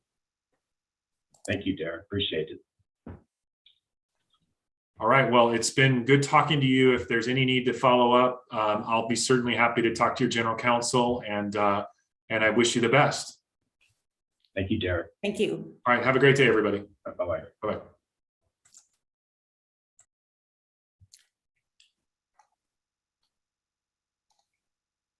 Okay. All righty. So are there any other questions? And I just wanted to add one last thing before we open it up to the public and then to a vote is, Lisa, I appreciate your comments. I do see it very differently. I see the demographics differently. And I was hoping that folks would be talking to the division-based folks in Calaveras County Water District and basically all around us, and talk to them about how division-based elections work instead of going by speculation. So with that, I personally would like to get ahead of this ball. I cannot assume that we're not going to get sued. It's not the reason for doing this. I think it is the right decision. And I think leadership is about getting ahead and seeing things in the future and taking care of business. So with that, I would like to open it up to public discussion. Corey, is there any? Not that's being indicated at the moment, no. Thank you. Okay, is there a motion to approve starting the process to convert from at-large elections to election by district division? I'll make that motion. Thank you, Director Ringen. Is there a second?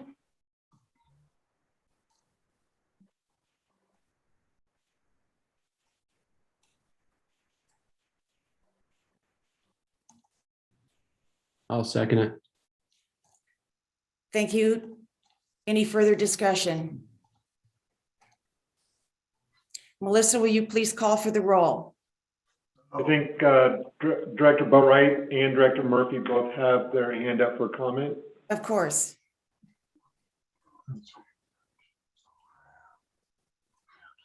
Thank you.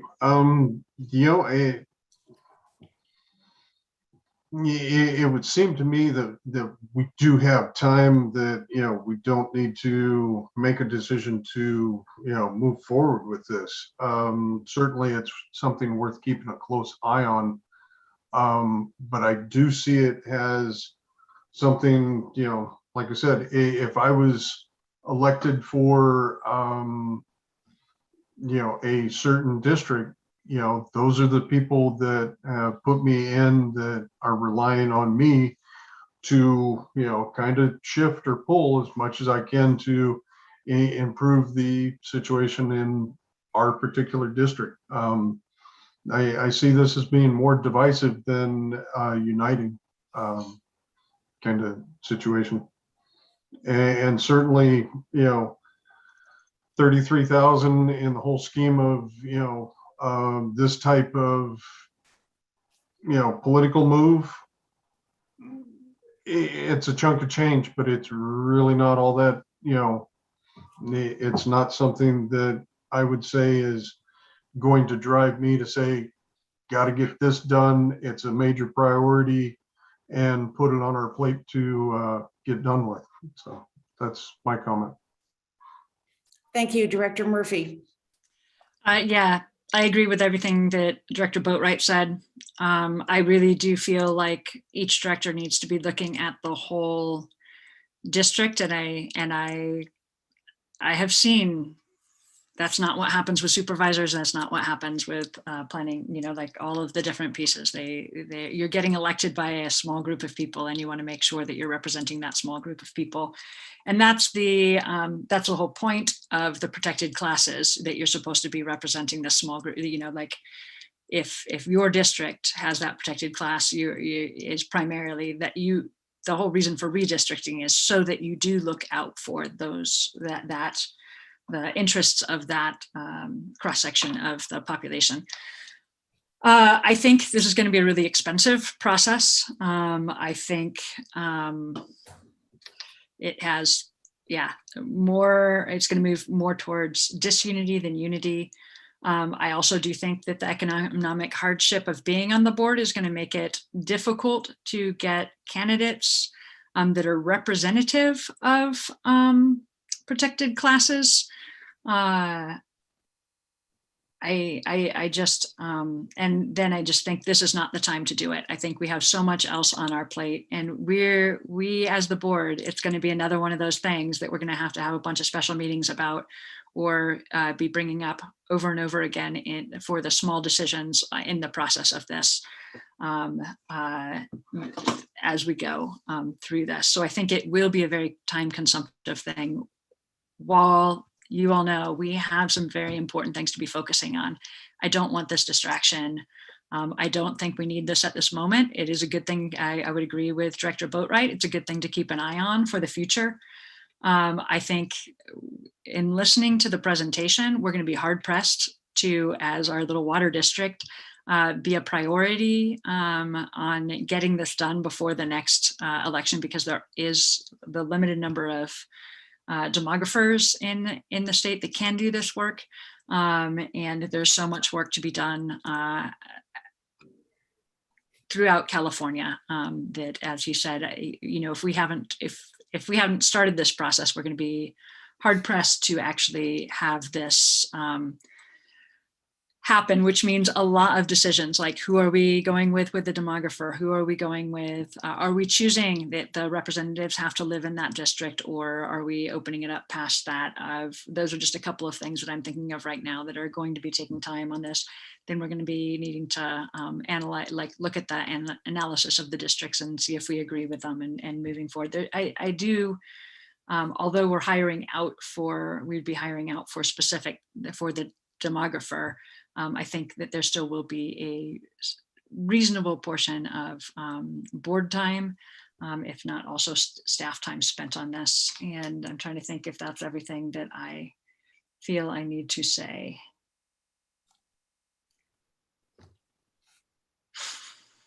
Yeah, and I don't want to feel like we're doing this because we're worried about a lawsuit that doesn't exist at this time. That's a concern. It's a lot of money, and when you start splitting that out to our payers, if it's $50,000, we have 14,000 ratepayers that are paying for it. Is each ratepayer, if you ask them, willing to throw in $4 to redistrict? Do they think it's that important? And I think that that's where I come from on a lot of things. Is like, would I, as a ratepayer, throw my money towards this? And my answer on that is I wouldn't. I don't think that it's a necessary. And I think it makes in moving forward, I don't think it offers anything positive to UD. I think instead it has the potential to divide things more. Thank you. Thank you. Director Kearns. Yeah, Lisa, I couldn't agree more with your comments, really. I really couldn't. I don't like this. I'm very uncomfortable being in this situation. However,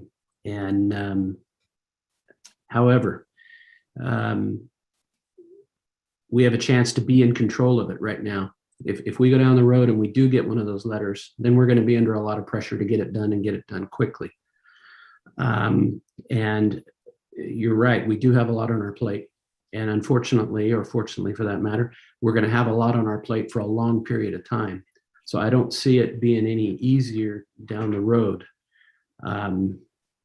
So I am a very reluctant supporter of this. And I don't take that lightly. I do believe that with these kind of lawsuits, it's very similar to the ADA lawsuits that go around and wind up in people's businesses and they get sued unless they're facing big fines and settlements if they don't make their buildings ADA compliant. Now you can't really compare that; those are two different things, but it is similar in the tactic, and I don't agree with that, but I think in the long game, in the long interests of our ratepayers, I think we're better off to get this behind us as quickly as we can and move on. Thank you. Thank you, Jeff. And at this time, I'm going to call for the vote. Melissa, will you please call? Okay, Director Balin, Aye. Director Boatwright, No. Director Kearns, Very reluctant aye. Director Murphy, No. Director Rangan. Yes. Okay, motion passes 3-0, or 3-2, I'm so sorry. Thank you. And Excuse me? go ahead, I was just standing corrected, so the motion passes 3-2, I'm sorry. Thank you. With that, Melissa, would you please read the next item? Okay, item number 4, board to discuss and take action to recognize Yuta Peterson on her retirement from Tuolumne Utilities District on October 1st, 2021. Good morning, President Balin, members of the board.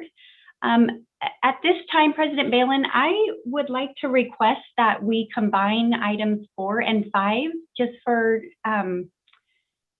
they're very similar items, and I think we can accomplish the same thing by putting them together. Are you okay with that? Yes, go ahead, please. Okay, wonderful. Thank you so much. Okay, so today I am happy to bring forth 2 resolutions to express appreciation to 2 TUD employees who have retired, Yuta Peterson and Pat Hafer. And with that, I would like to move forward and read those 2 resolutions to the board. Starting with Yuta Peterson. So this resolution of the Board of Directors of Tuolumne Utilities District expressing appreciation to Yuta Peterson on her retirement of October 1st, 2021. Whereas after nearly 17-year career, Yuta Peterson retired from her position as customer service representative of the Tuolumne Utilities District on October 1st, 2021. And Yuta began her career for the district on January 4th, 2005 as an accounting technician. She was later reclassified as a customer service technician, which most recently was changed to customer service representative, where she served to her retirement date. And during Yuta's tenure, the district has undergone many changes, including management, technology, and software systems to which she adapted. And Yuta has valuable institutional knowledge of the district and community based on her years of experience. And Yuta was known for caring deeply for her customers, providing them individual attention and excellent customer service, often receiving praise and commendations from customers, both verbally and in writing, expressing their high level of customer satisfaction. And Yuta was always willing to help her coworkers with questions or assisted them in her areas that she was experienced in. And Yuta's outgoing personality and positive attitude was contagious and greatly appreciated by staff and customers. And Yuta's can-do attitude could always be counted on to get the job done. So the Board of Directors of Tuolumne Utilities District on this 12th day of October 2021 expresses its sincere appreciation for Yuta Peterson for her public service and contributions to the district and its customers, and wishes her well in her retirement. And what's interesting, before I read Pat Hafer's resolution, is that you'll see that Pat and Yuta started at the district about a month apart in 2005, in January and February. And they had actually worked together at a couple of different employers as well. So they led very similar career paths in their lives and worked very well as a team here at the district for those roughly 17 years. So I'll read Pat Hafer's resolution. Whereas after a 16-year career, Pat Hafer retired from her position as customer service representative from Tuolumne Utilities District on March 31st, 2021. And Pat began her career for the district on February 7th, 2005 as an accounting technician.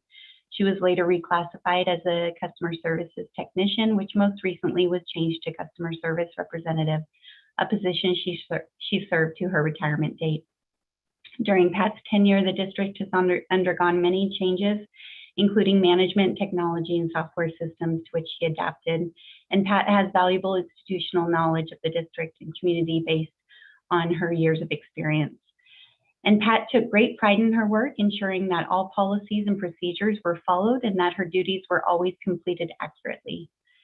And Pat was well liked by staff and customers. Her calm demeanor, patience, and empathy were a true asset to the district. Pat was dependable and organized, and she could always be counted on to complete her duties in a timely manner, as well as take on additional duties if needed. Pat demonstrated dedicated customer service, taking her time with each customer, making sure all of their questions were answered, ensuring a pleasant experience with the district. And the Board of Directors of Tuolumne Utilities District on this 12th day of October 2021 expresses its sincere appreciation for Pat Hafer for her public service and contributions to the district and its customers, and wishes her well in her retirement. I'll just add for both, Steve is gone. Steve was the department head for both Utah and Pat. So I know that he was bummed to miss out on this opportunity to talk about Utah and Pat. But I do just want to share from my personal experience working with both of them, just very caring individuals, very dependable employees who served this community very, very well, and this district. Like I said, you know, reliable. I'll go touch on reliability again. You know, customer service is just critical here in the office and out in the field. But for their department, you know, the phones don't stop ringing, and the customers don't stop having questions in any situation, including the pandemic. So they both were highly dedicated over the last year and a half. And so I just, with great respect that I have for both of them, I just wish them very well in their retirement. And with that, I'll put it to your board if you wish to make any comments or have any questions for me. We have Director Boatwright with a comment, and then Director Murphy. All right, thank you. Thank you both, Pat and Yuta, for your dedication and service. Customer service is one of those fields that a person who is most motivated to call into the office is always not always the most positive individual to start with. And certainly both of these employees showed, you know, ongoing throughout their career, just a can-do attitude and a cheerful position, which is, you know, like I said, a person calling in isn't always the most positive, and to, you know, keep them, you know, with an understanding and educate our public. Job well done. Thank you.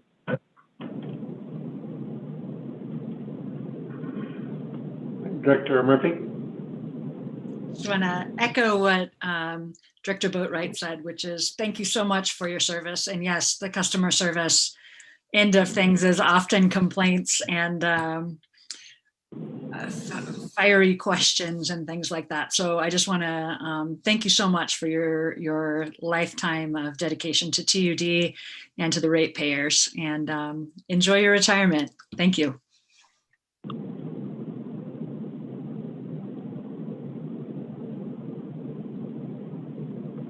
Director Balin.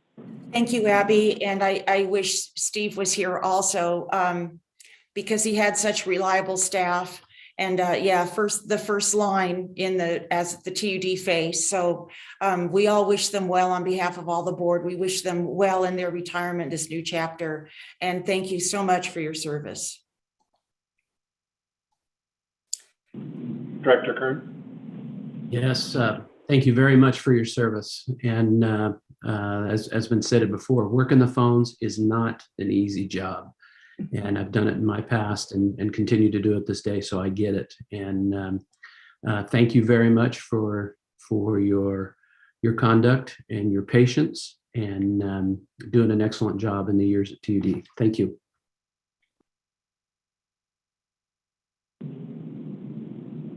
Okay, great. Well, thank you so much, everyone, for those very kind comments. And while I don't know if Pat and Utah are listening on YouTube, I don't see them here, but if not, I'll make sure I pass along your sentiments. And at this time, I would like to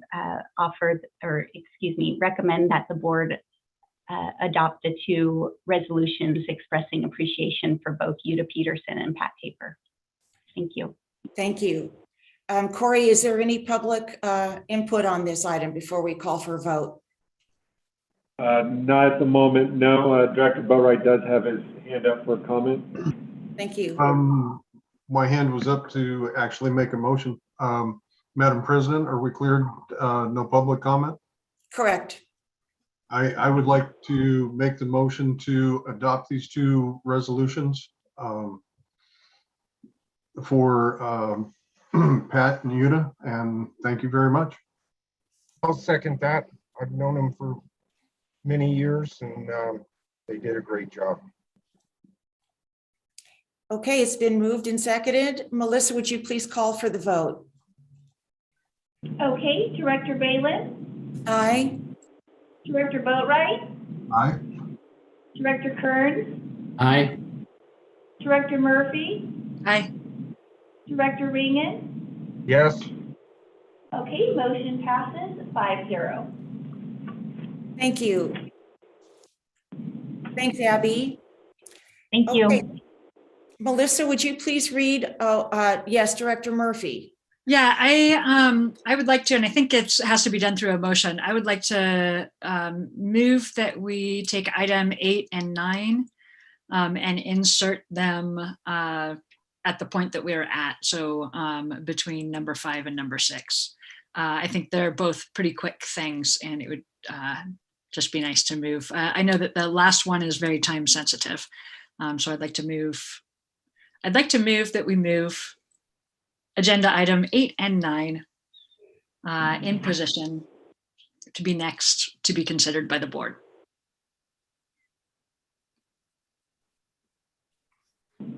And I'm sorry, why was that? Because I'm looking at the time that we're at. We're already at 11 o'clock, and we have, I think those two things will be quick and things that need to be done in a timely manner.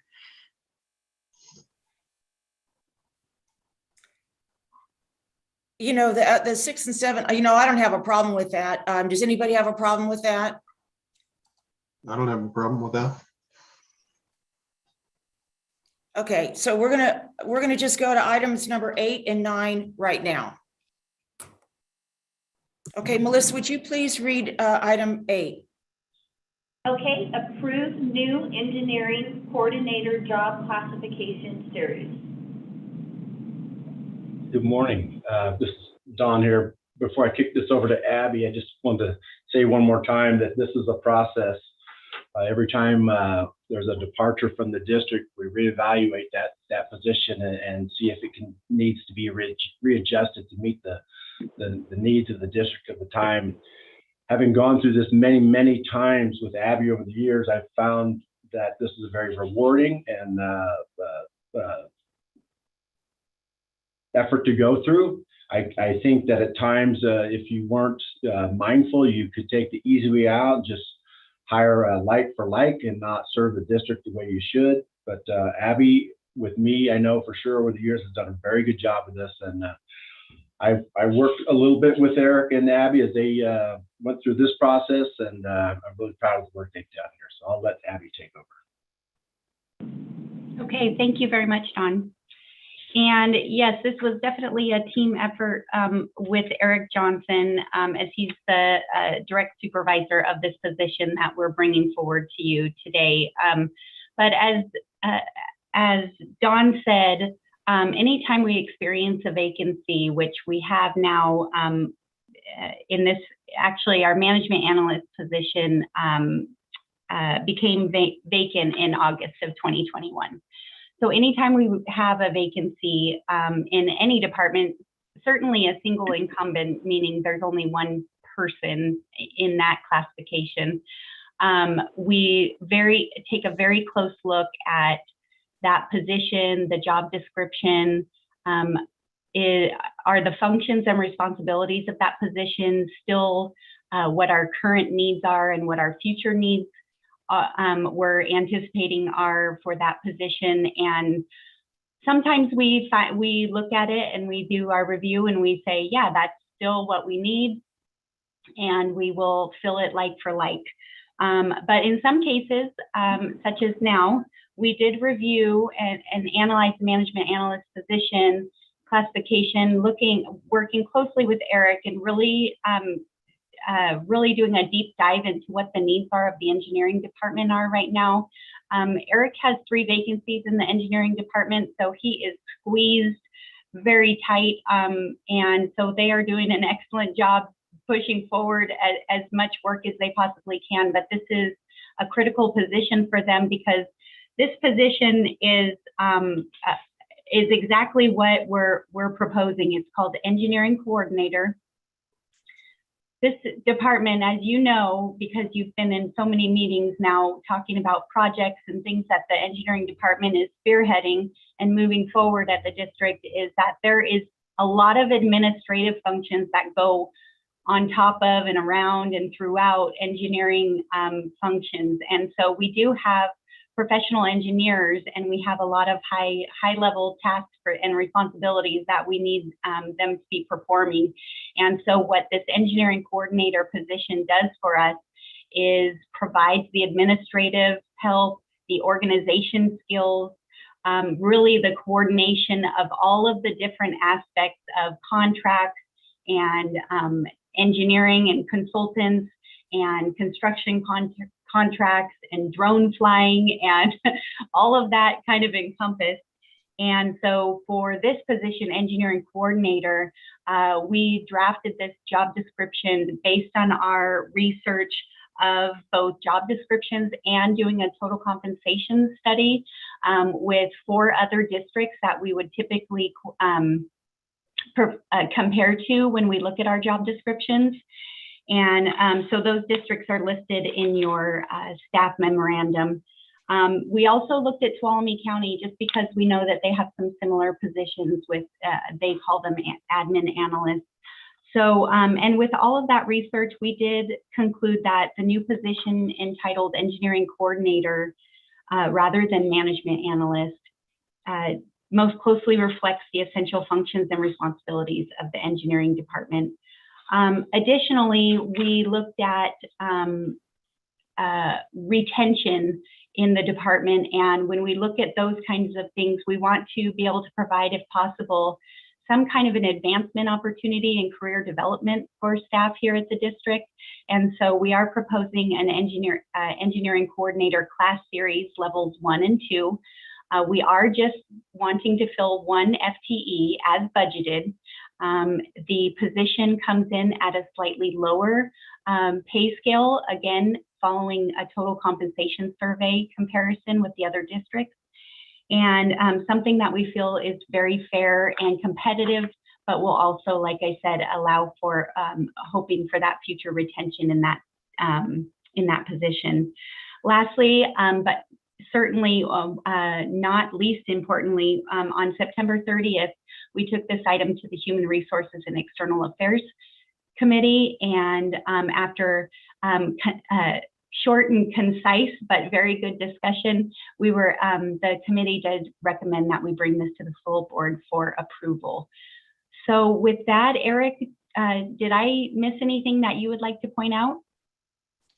As typically, I don't think you missed anything, Abby. I will just acknowledge Abby's efforts in this regard. She does a fantastic job, very detailed, very professional, leaves no stone unturned in terms of these job descriptions. I mean, we went through many iterations to get this job description in the form that you currently see it. And the only thing I'd add to the discussion is that in the engineering department, you know, one of our primary objectives is to carry out the capital improvement plan that the board adopts, which is typically in the neighborhood of $7 to $10 million a year. And so with that obligation and those expenses running through, we have anywhere from 20 to 30 consultants and contractors that we're working with at any one time.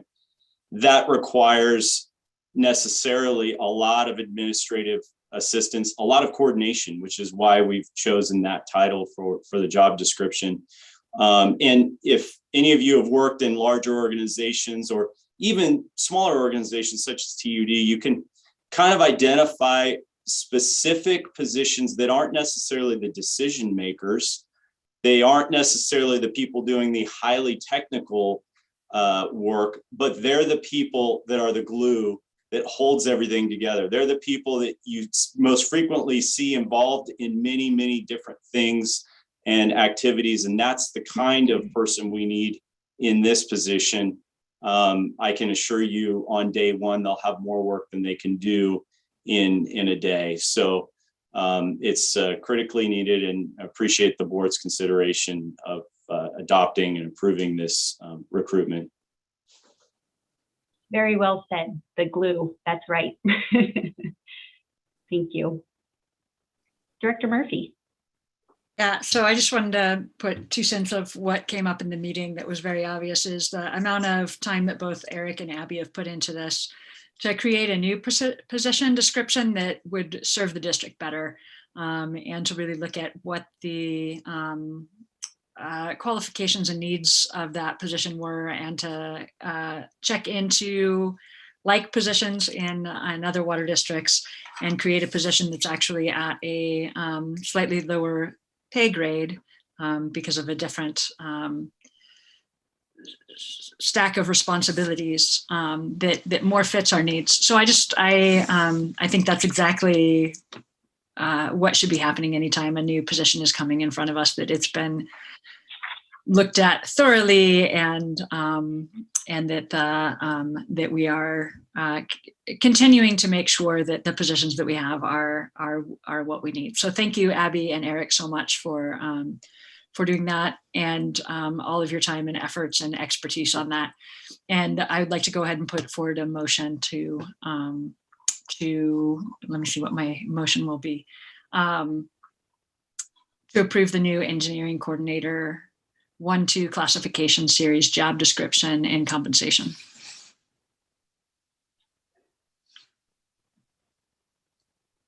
I'll second that. It's been moved and seconded. However, we need some public input on this, so I'll call for. Oh, sorry. That's okay. Any public comment, Corey, before we vote? Not that I've seen none.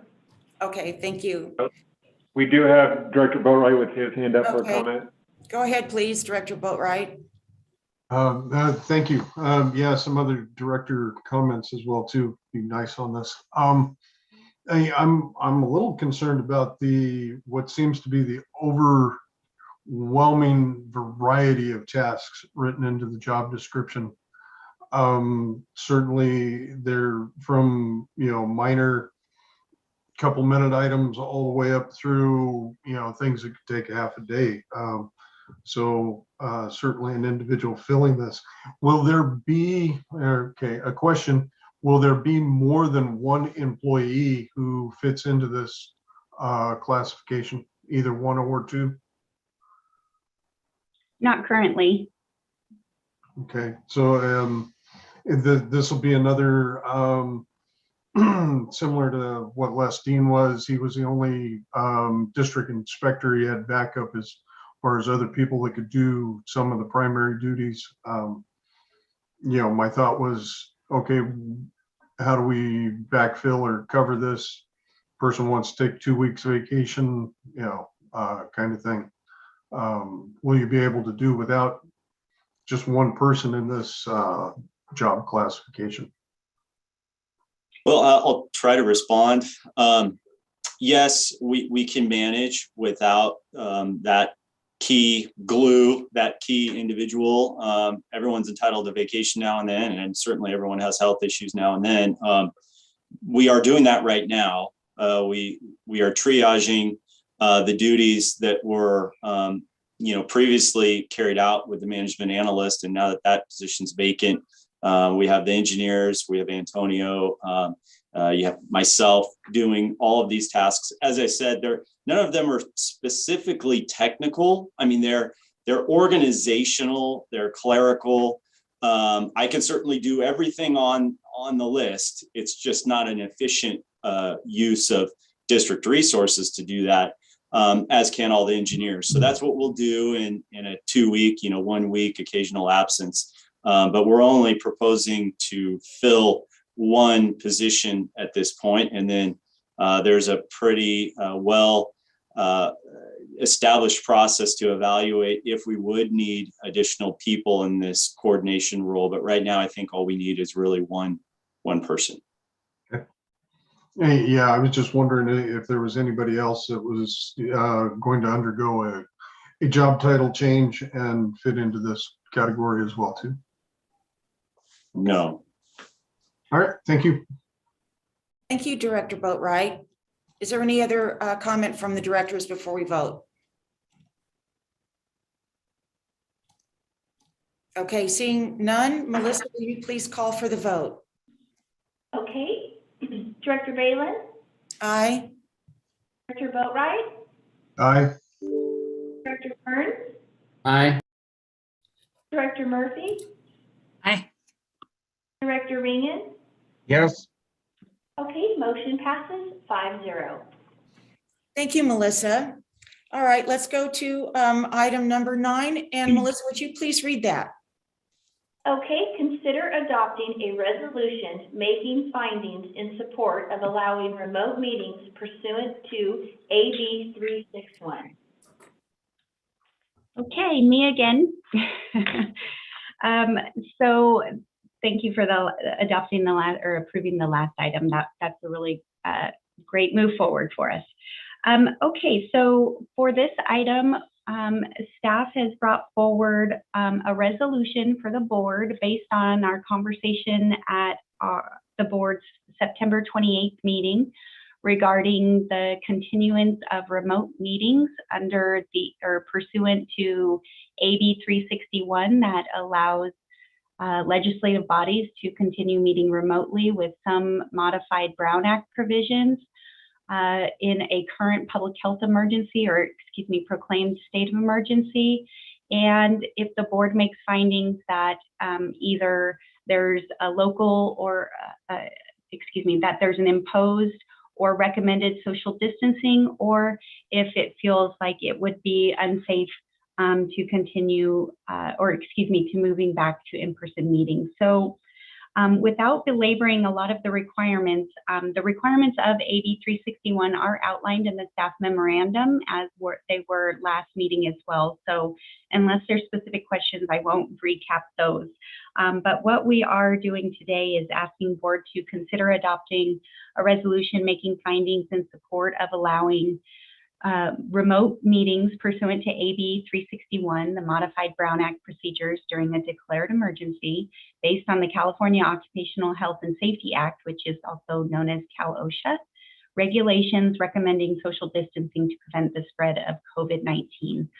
So what we did was use the CSBA template for the resolution that was brought forward last meeting as well. And we filled in those portions that were unique to TUD, but also to make findings per board consensus at its September 28th meeting that you would like to continue remote meetings because of the social distancing recommendations. So with that, I'll open it up to the board for any questions.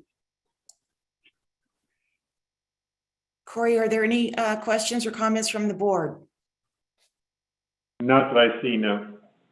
Great. Okay, thank you, Abby. And is there any public comment on this matter? Not at the moment, no. Okay, thank you. May I add one thing? I'm sorry. I just wanted to remind the board that if we adopt this resolution, we continue remote meetings, that there will be a resolution that must be adopted at least every 30 days if the board wants to continue the remote meeting. So, and we did discuss at last meeting that the board would like to bring that item on the consent calendar moving forward every 30 days. Okay, thank you. We do have Director Boatright with his hand up for a comment. Thank you. Go ahead, please. I would like to make the motion for adopting this resolution to continue remote meetings. I'll second it. Okay, thank you. It's been moved and seconded. Any further discussion? I got just one quick question about going on the consent calendar, and maybe we covered this last meeting, but is there language in that resolution that covers going into the consent calendar? I don't remember seeing that, but is it there, Abby? I believe Jesse said as long as, and the consent calendar allows for any director to pull an item for discussion. So, yeah. Yep, that's right. I do remember that now. Thank you, David. I'm good. Thank you, Jeff.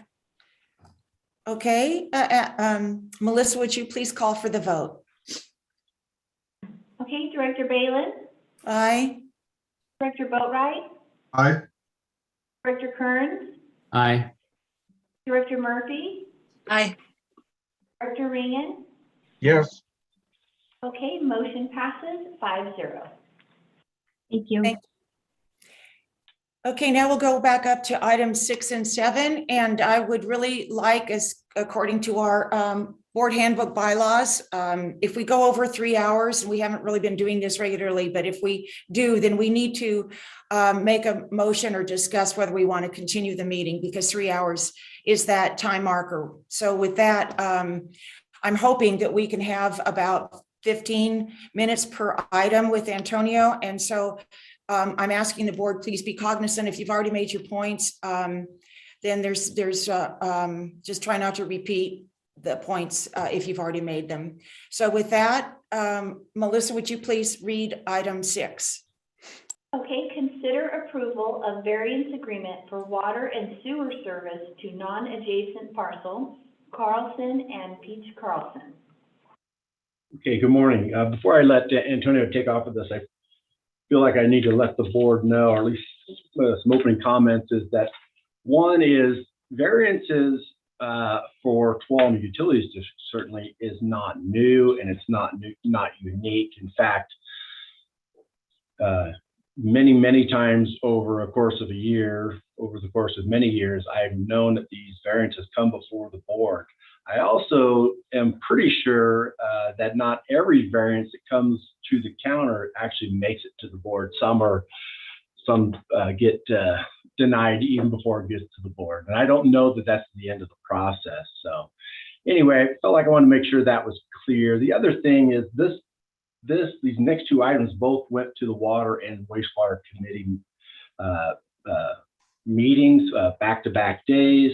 It was very well vetted. It was a good, healthy, robust meeting where the committee members were able to ask many questions concerning things such as the location of water and sewer services, the size and type of the meter, the size, the need or not the need for a backflow device. In any event, this was, like I'm saying, this was very well vetted. Antonio and Eric did a great job of answering a lot of questions. So anyway, I'll let Antonio take over now and present item number 6. All right, thank you, Don. Can everyone hear me okay? Yes. Okay. All right, I'm going to do my share screen here.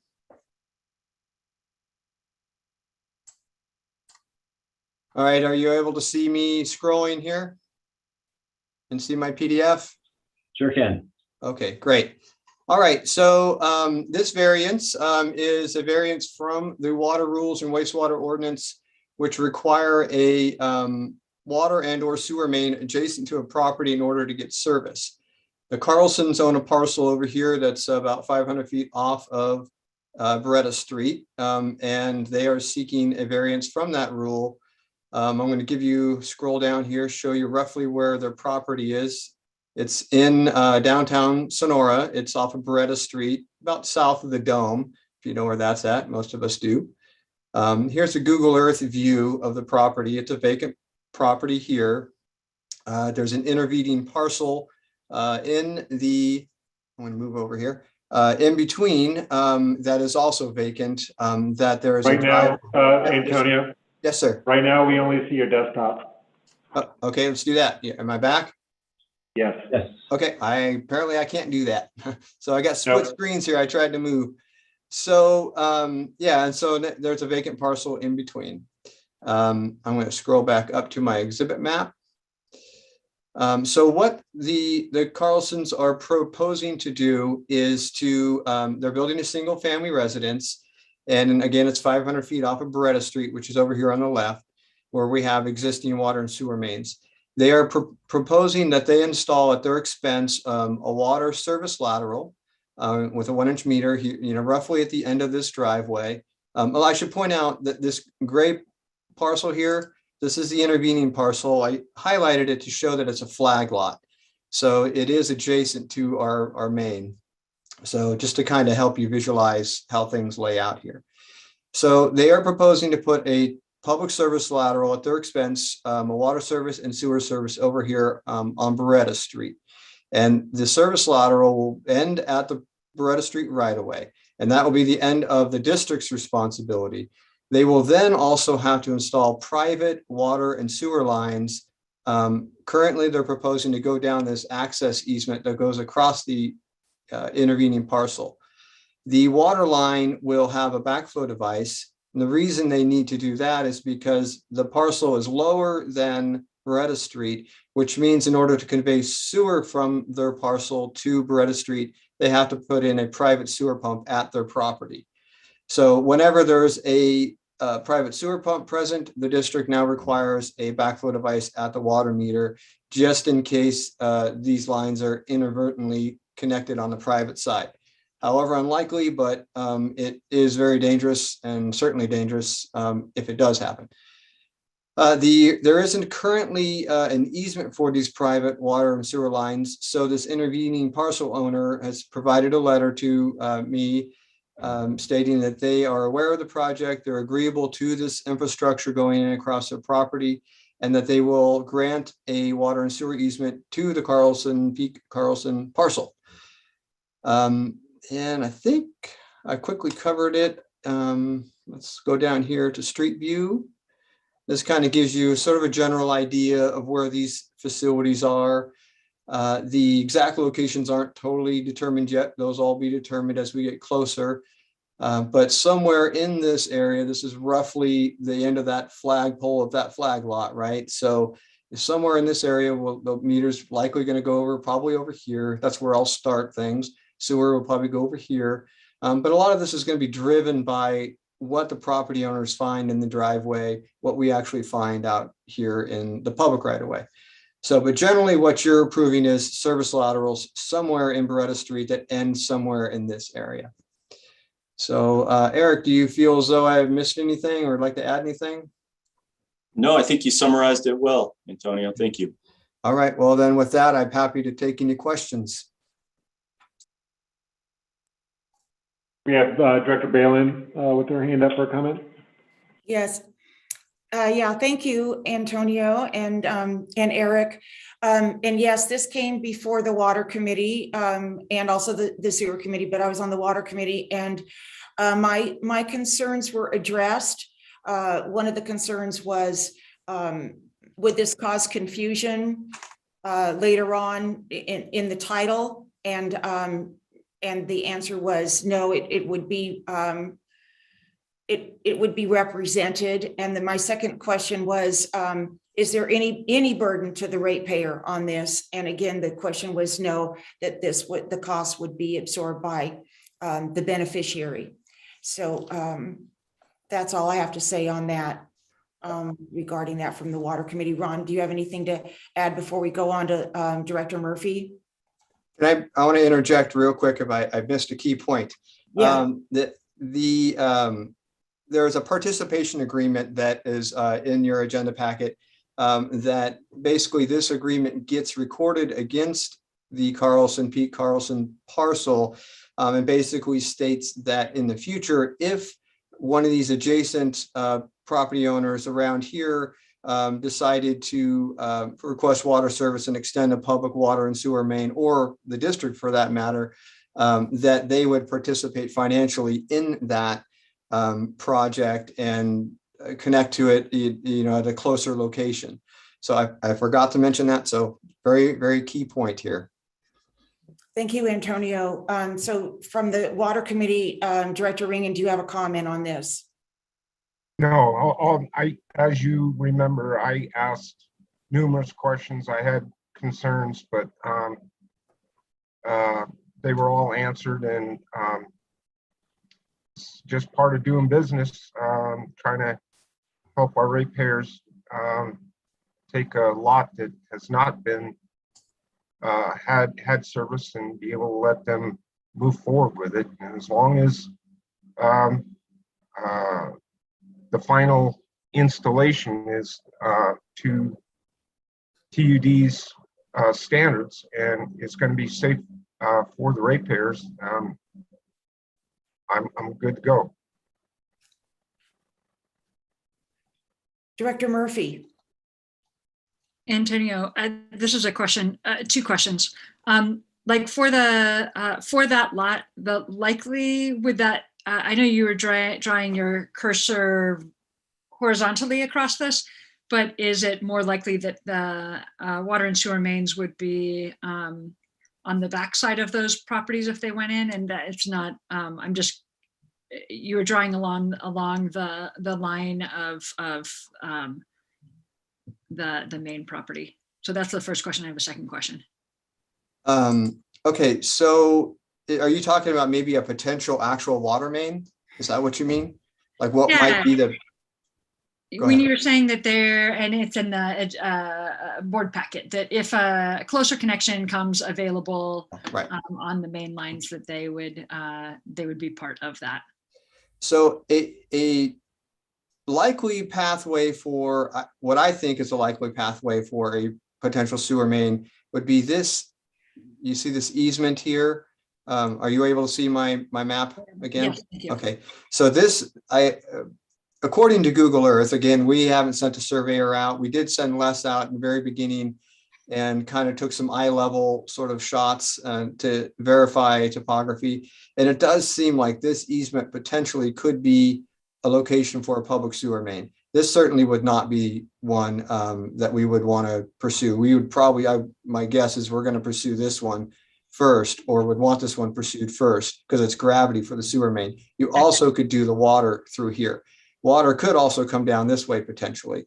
But this is a dedicated public utility easement that was dedicated for the creation of these 4 parcels.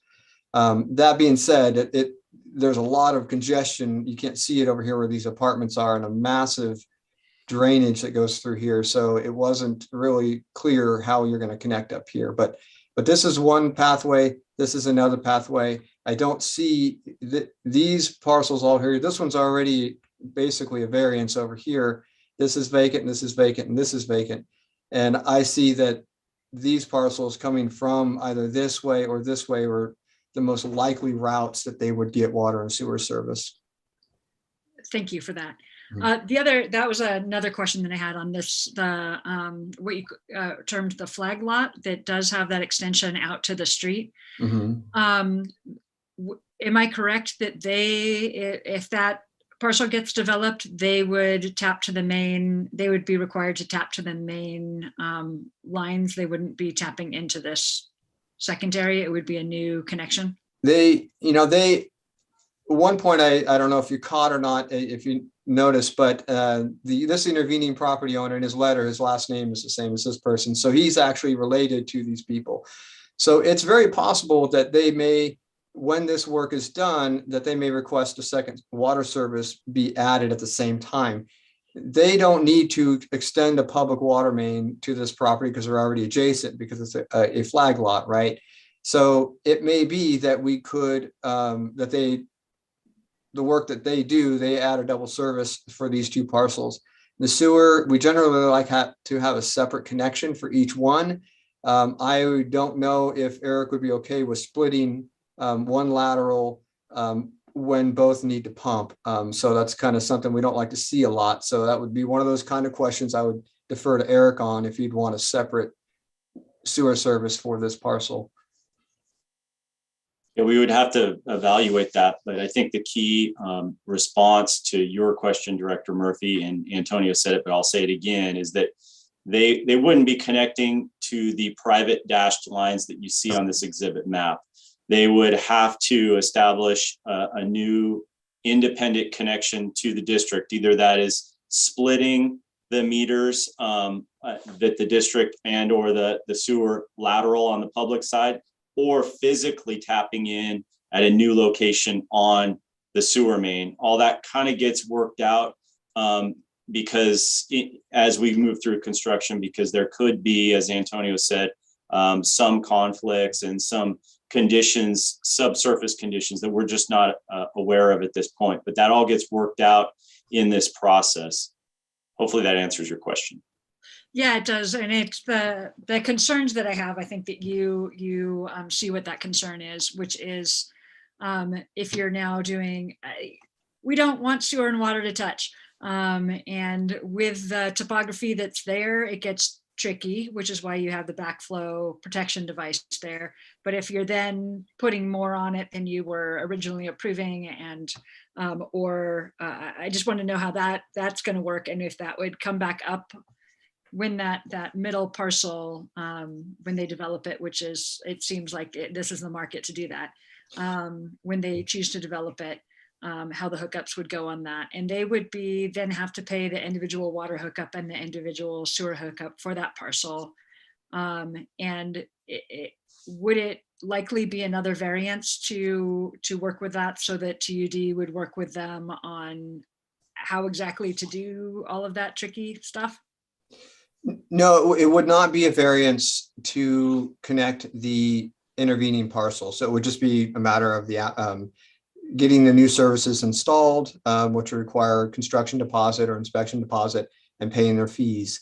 How this would come up is when they apply for their building permit, they're going to have to show on their site plan how you're getting water and sewer.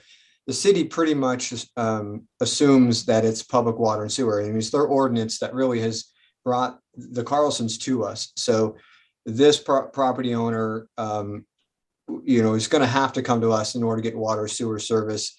Them trying to, there is, I guess, a potential concern that they could try to bootleg in connections on these private lines, but at some point they're going to have to pull a building permit, and and I don't think that's likely.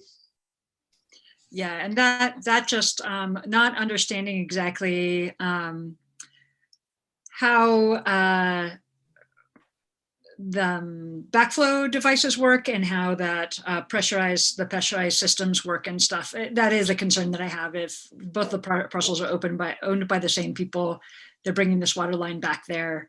And I don't really understand what TUD is able to look at, but just to make sure that backflow device is going to be ultimately protective of our broader water services. Anyway, if you could just assure me on that, I would appreciate it.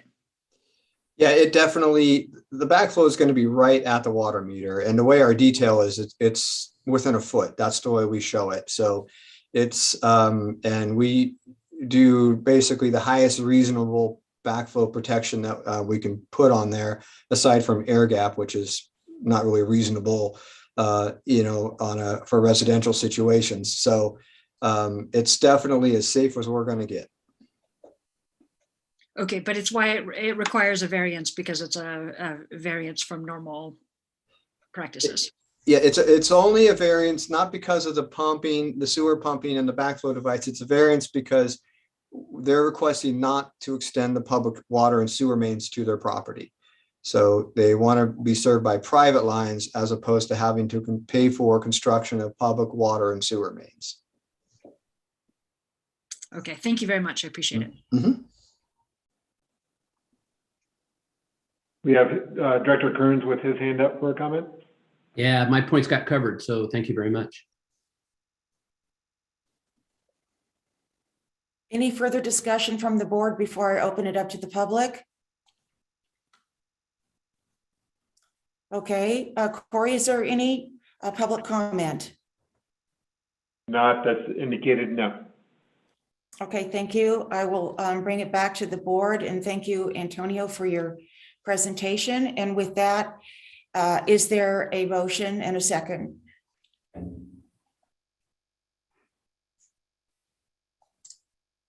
I'll make a motion to provide that parcel, those people with the variance for the water.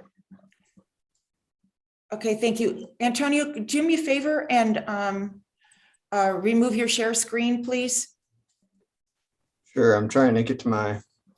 Okay. Is it out here? And I think the motion is to approve a variance from water rules and regs, section 6.02 and wastewater section 3.01 regarding service to a non-adjacent parcel, Carlson and Pesci Carlson. Okay, That's what I wanted to say. thank you. Second? Well, I'll second it because it came out of our committee, and I thought staff did a really good job making sure that the ratepayer wasn't being saddled with anything.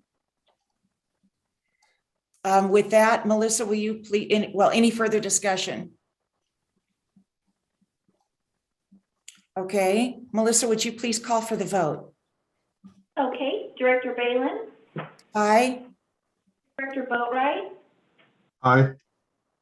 Director Kearns, Aye. Director Murphy, Abstain. Director Ringen. Yes. Okay, the motion passes 4-1. Thank you. And then I think Director Kearns, our next item, you will be recusing yourself. Is that correct? That is correct. So I will sign off here. Okay. All right. Thank you. Okay, Melissa, would you please read our last item? Okay, item number 7, consider executing agreement regarding construction and transfer of water and sewer main line extensions to serve the Cuesta Heights Development, SB 110 LLC. A quick introduction for me before I give this back to Antonio. This too came to the Water and Wastewater Committees in consecutive days. Again, lots of good questions. Some of the questions concerned fire flow, fire department connections to fire hydrants, locations of fire hydrants. On the sewer side, there is a concern about the downstream capacity beyond this construction site to be able to handle the sewer capacity, the new capacity, all the way to treatment plant. And once again, all of these questions were accurately, correctly answered, and all concerns were answered. So I'll let Antonio take it from here. Okay, here we go.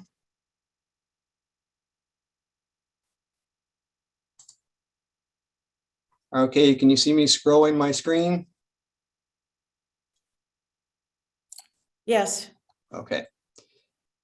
All right, so here we have a developer agreement before you for a 46 lot subdivision. It's owned by Greg Popovich. It was previously owned by Cowden. This subdivision, proposed subdivision is, let me go back to my vicinity map. It's at the north end of town off of Shaw's Flat Road near the intersection of Shaw's Flat and Roble Roads. So this kind of gives you an idea. It's very close to the upper limits of the northerly limits of the city of Sonora. Here is, let me zoom it back a little bit here. Here is the limits of the subdivision itself. The original tentative map went before the city. I think it was thinking like an 08 maybe. It's been around for quite some time, and it's been extended multiple times, and it's currently on its last possible extension. So Mr. Popovich is definitely hoping to move forward in order to continue this project and finish it. You may recall the Shaw's Flat tank project that recently went in, and the Shaw's Flat pump stations. These were projects that you guys approved a couple years ago. Here's the finished tank. That's, the subdivision obviously is around this. And here's the pump station. These were improvements made to the district's distribution and storage systems. Just to, Eric can explain if you'd like, the benefits of those projects, but basically to improve storage and distribution capacity in the district's Columbia system. So I'm going to go back up here to my site map.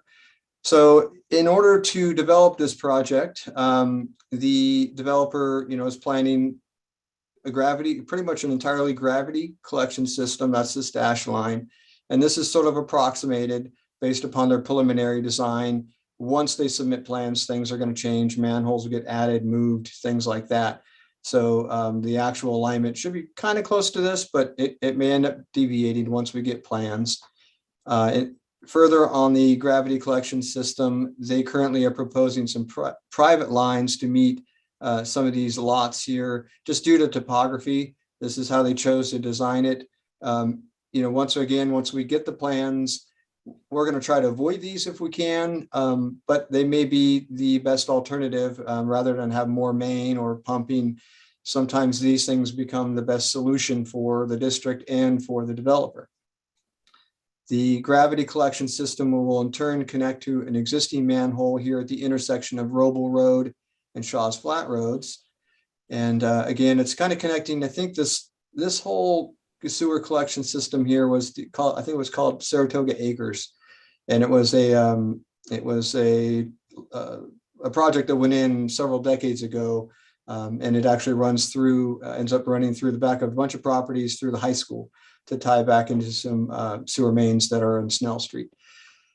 Okay, so that's about it on the gravity sewer collection system. There isn't a lot of, other than these variances, it's very straightforward.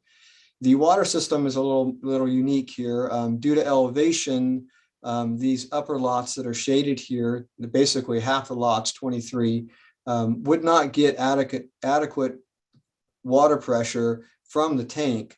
So instead, when we built this pump station, we built an extra space for an additional pump system and piping to create what's called a constant pressure water system. So this dashed line here that comes up, this is a whole separate sort of water system or pressure zone that basically water pressure is derived by this pump station as opposed from the tank.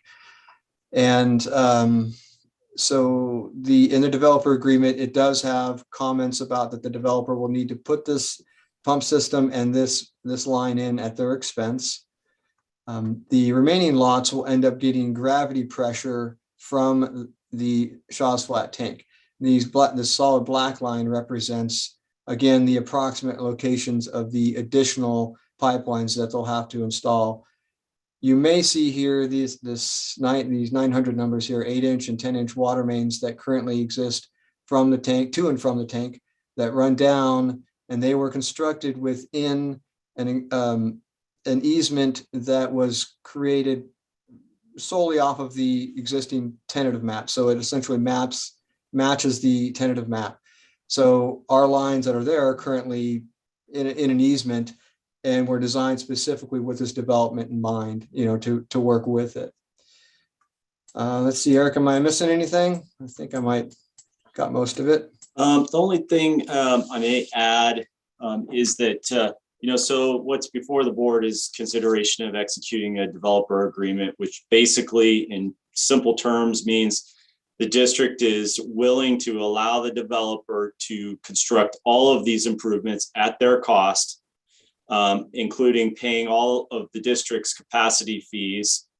And then in exchange, if it's constructed to our standards, which we will have inspection on everything that's built out there, we would accept it into our maintained system in perpetuity. That's really the question. There's capacity that exists. I will add that the pump station parcel and the tank parcel were deeded by the previous owner of the development at no cost to the district, and those facilities were constructed with grant dollars. Nevertheless, the developer will need to pay the full capacity fee in order to connect to this infrastructure that just happens to be located right adjacent to their parcel. So this is a rare case where we have a development that is in an somewhat urban environment in the city of Sonora, adjacent to new infrastructure that's properly sized. So it's good in that regard. It isn't contributing to more operations and maintenance cost burden to our ratepayers that we typically see when developments are more a lower density or farther out and away from our current system. So it's just a sidebar. Good points, Eric. So we don't have 480 miles of overtime. This is right in the neighborhood. That's good. Okay, Director Boatright, go ahead, please.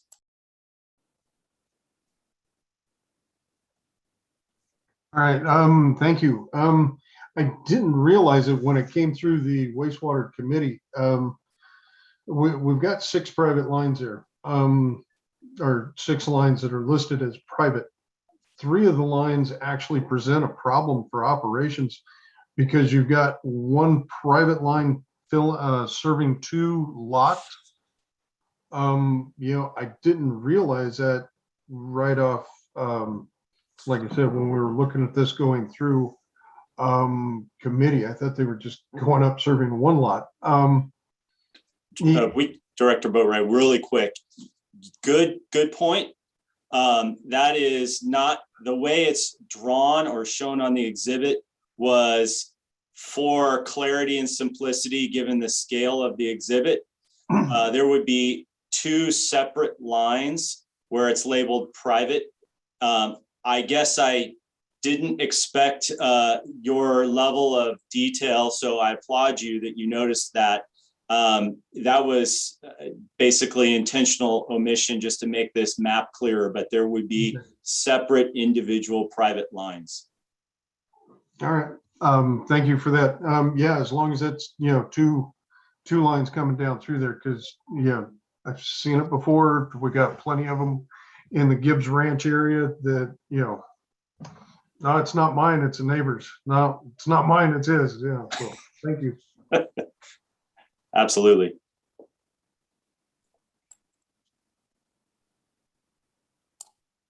Director Yeah, Murphy. Director Murphy, with her hand up.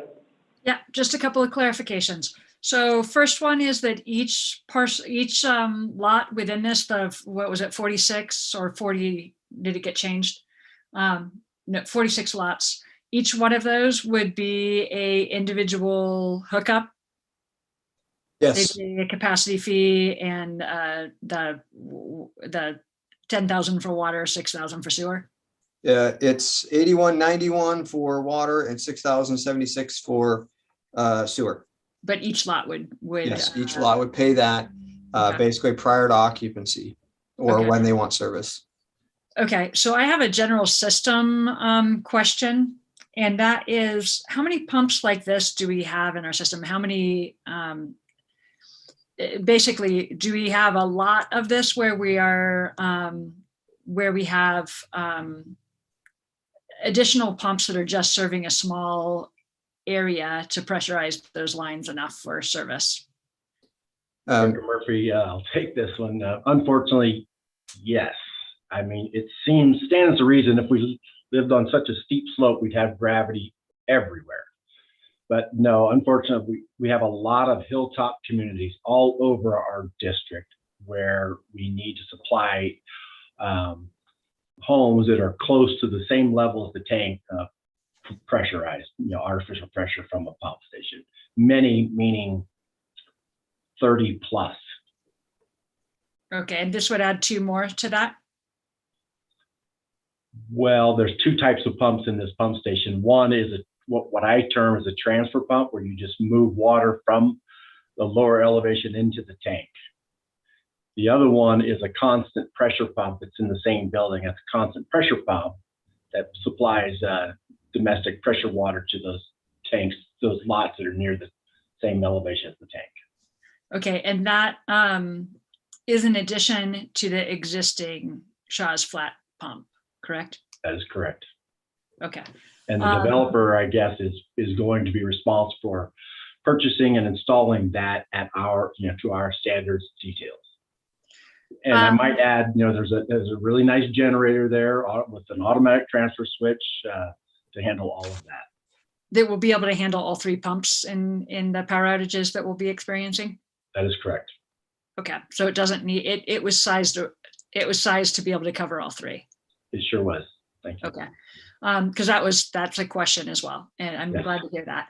And so on this, the piece that I'm always coming from is what added expense is happening that really only serves a small percentage of the people in the district.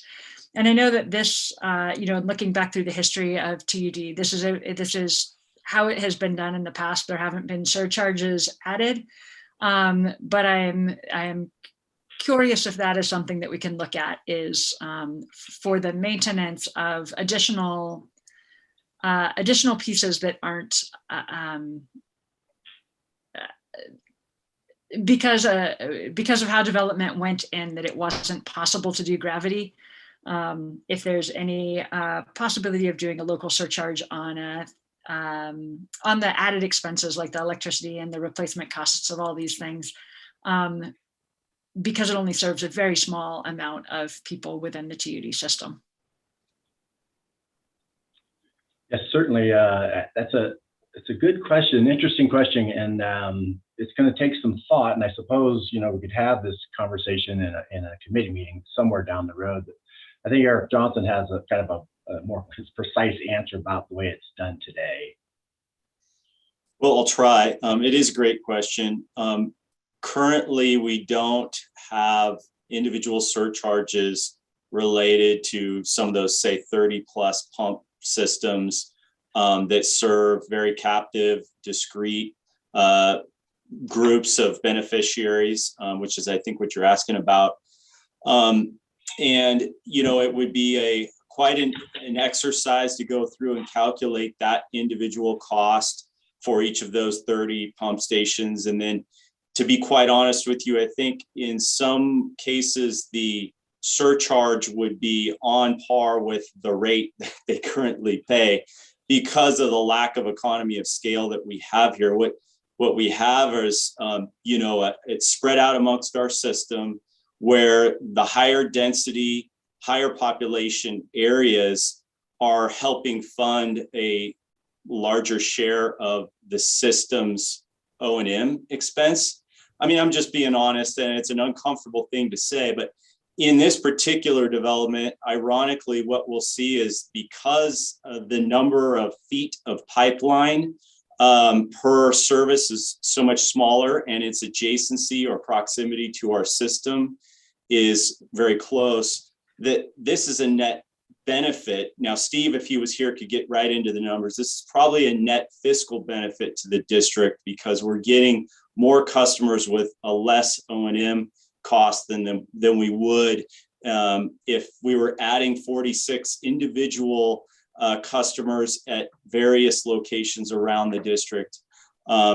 The energy cost, I did look at this for that pump system, is probably in the neighborhood of $80 to $100 a month to serve all 46. Obviously it's less. So when you look at our current rate structure, we're paying, the average customers paying a water bill in the range of $80, $90 a month. Obviously higher in the summer, lower in the winter, but averaged out, it's somewhere in that range. So 1 to 2, of these lots would cover the electrical expense. Now, there's obviously other O&M expenses, but it's an exercise we could go through. It's just quite an endeavor to do it for our entire district. Totally understand that. I'm just looking forward as we move forward, right? Because the board is given the opportunity either to accept or not accept. And if we don't accept, then the developer is left running the system, right? And so just looking at it from the perspective of what is the benefit to the district for taking on the maintenance and replacement of this over the decades to come. And that's where I clearly don't work for the water district. I also understand that there's a lot of just the way things are kind of answers, and it's the way things are done. So I get that, but that's the piece that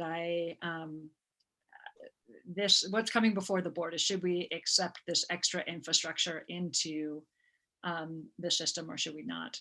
And so what is the compelling reason for us to accept it into the system and take on this additional maintenance requirements and expenses in the future? And then my secondary thing is on things like this, as we move forward, Not necessarily, it would be lovely if it was on this one as well, but can we look at if we are going to be, if a developer is going to be making something and we are going to be considering taking it on, if we can, just kind of, if there's any opportunity for alternative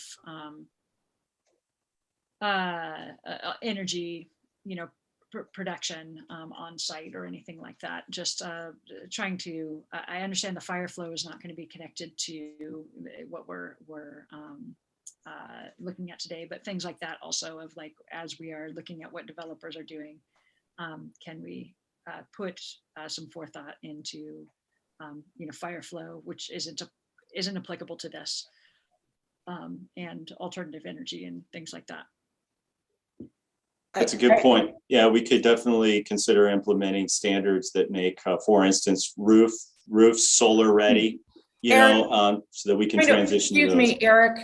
Sorry. In the interest of time, that this is not really germane to what we're voting on right now. What we're voting on is to execute this agreement. I don't have a problem with this discussion, but I would encourage all board members to take this dialogue up because it's a great dialogue. But right now we have this on our agenda, and this is what we are talking about. And again, Eric would love to talk to you about this, but offline. So with that, I would like to move forward with making a decision on this. Is there any other discussion before I call for a motion? Okay, seeing none, is there any public comment on this item? Not that I see at the moment, no. Thank you. Antonio, can you shrink your screen, please? Yes. Okay. So I'm asking for a motion to authorize the interim general manager to execute the agreement with SV 110, LLC for water and sewer service to the proposed Cuesta Heights development. I'll make that motion. Thank you. Is there a second? We have Director Boatright with his hand up for a comment. Mine's for comment, not motion. Okay, then I will second that, and then we will open it up for board comment. So it's been seconded by myself. Go ahead, Director Boatright. Yeah, I kind of thought that was a little bit short and on Director Murphy's comments there or questions. Certainly, it was a good observation on her part. The part of this system that we're about to take a vote on is consuming extra power, that it's not driven by gravity pressure in the lines. I do agree that branching off into alternative powers or other things as far as a requirement would be a deviation. But the district does have multiple places where booster pumps are used that do cost, it's not everybody in the district. Certainly the wastewater side, there's no pump station on this particular development. And this development actually makes it all the way to the treatment plant by gravity. So there's no increased cost there. But just around the corner, there are multiple pump stations for wastewater. So those customers are, different things. So I applaud you, Director Murphy, for your striving for understanding of what's going on in the system. Thank you, Director Boatright. And I think that it would be a great topic to get agendized, okay, so we can enlarge and give direction. It's a great topic to bring up for our strategic planning. I don't have an issue with the topic and the underutilization of solar, just for the interest of this particular topic. Will it make a difference on your vote or not? But I have no problem with the topic. So any, let's see, where were we? Any public comment on this? Not that's indicated, no. Thank you. Then Melissa, will you please call for the roll, the vote? Okay. Director Balin, Aye. Director Boatright, Aye. Director Murphy, Abstain. Director Ringen. Yes. Okay, the motion passes 3-2. Thank you. So it is after 12. We have staff reports and directors' communication reports. I would like to extend the time of this meeting, if the board consents to that, till 12:15 at the outside. Does anybody have a problem continuing for 15 more minutes at the latest?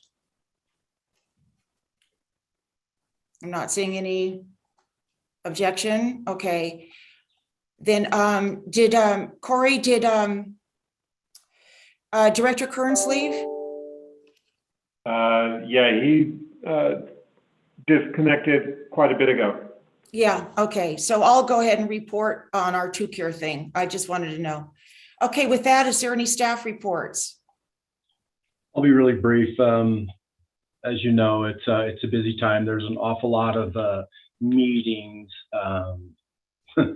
clean into the night anymore on FERC relicensing and stakeholder meetings as far as the FERC relicensing goes. So yeah, very busy on that front as well as everything else. So there's plenty more, but you know, we've seen a lot of each other. You kind of know what I'm been up to. So thank you.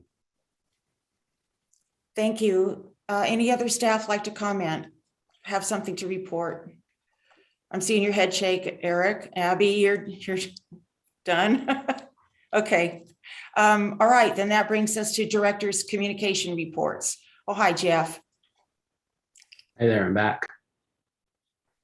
All right. Who would like to begin? Well, go ahead, Director Ringen. Yeah, I'll try and make this as quick as I possibly can. I agree with Don Perkins that this has been an extremely busy time. So 9:29 attended the TUD special board meeting along with all my fellow board members. 9:30 attended the Human Resources External Relations Committee meeting as a stone. 10:01 took a quick tour and looked at the water pump station upgrades for a Twain Harte group of ratepayers. That pump station has just been renovated. And then 10:04, TUD attended the TUD wastewater committee meeting. I'll leave that to Director Boatwright. 10:05 attended the TUD water committee meeting. I'll leave that to President Balin. And 10:08, once again, attended the special closed session board meeting with my fellow board members. That's it for me. Thank you, Director Ringen. Director Kearns. Yeah, thank you, President Balin. 10:05, I attended as a spectator the water committee meeting. Also, then on the 10:06, had my monthly meeting with Interim General Manager Perkins. Thank you, Don, for taking the time. I appreciate it. And then on October the 8th, along with you, President Balin, we were on the TUCARE Natural Resources Tour. Those of you that have not gone on one of those tours, I highly recommend it. It's a great experience, and it gives you a little insight to a lot of the things that you may not have insights to here in Tuolumne County. They're very important to our local economy and whatnot. So I appreciate that. They did an excellent job, and that's all I have. Thank you. Thank you. Director Boatwright. Thank you. Let me get the hand down. The wastewater committee meeting, I forget what day that was, that just shortly ago. On October 4th, we covered the variance for one of our parcels we voted on, as well as the construction and transfer of water and wastewater lines for the development that we voted on. We discussed the need for a washer compactor. Still on some ongoing work on that, waiting for some information to come back from its capacities, research, and how we'll fund it, as well as a ongoing update for augmenting the reclamation system water to balance that system so that we can always completely use out the reservoir, but always fulfill our end users' need for the water through irrigation season. And I believe we've put to bed the septic receiving facility fees until a point in time that the new wastewater treatment plant comes online for receiving septic waste as well as domestic sanitary sewer. So thank you. Thank you. Director Murphy, would you like to report out on the committee? Yes, and then I also have one other thing. So for the committee, we discussed what came before the board today, and so that was a very nice little meeting. Other thing, I think that the vote got recorded wrong on the last vote when it got read back, and so just to be clear, that it was 3-4, 1 abstain, and 1 whatever Jeff Kern's position would have been on that. Because I think it was read back 3-4, 2 against, and that's not what it was. So just to clarify. On number 7. What's that? I apologize. On number 7, Director Kearns recused himself, and we had 3 yes and 1 abstain. Perfect. Thanks. Just wanted to clarify. Thanks. Absolutely. Thank you. Thank you. Yes, I think Abby did a great job explaining the HR external relations work that we did. And I feel that the water committee was covered by Antonio. Thank you for doing that. And I think Jeff covered the 2 Care again, like Jeff, that was pretty amazing tour. And I would encourage all of us to go do that, take that tour with 2 Care and get to know those hardworking groups out in the woods. So is there anything else to report before we adjourn?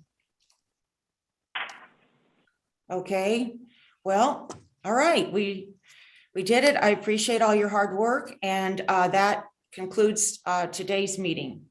Meeting adjourned. See y'all. You all. Bye-bye. Thank you.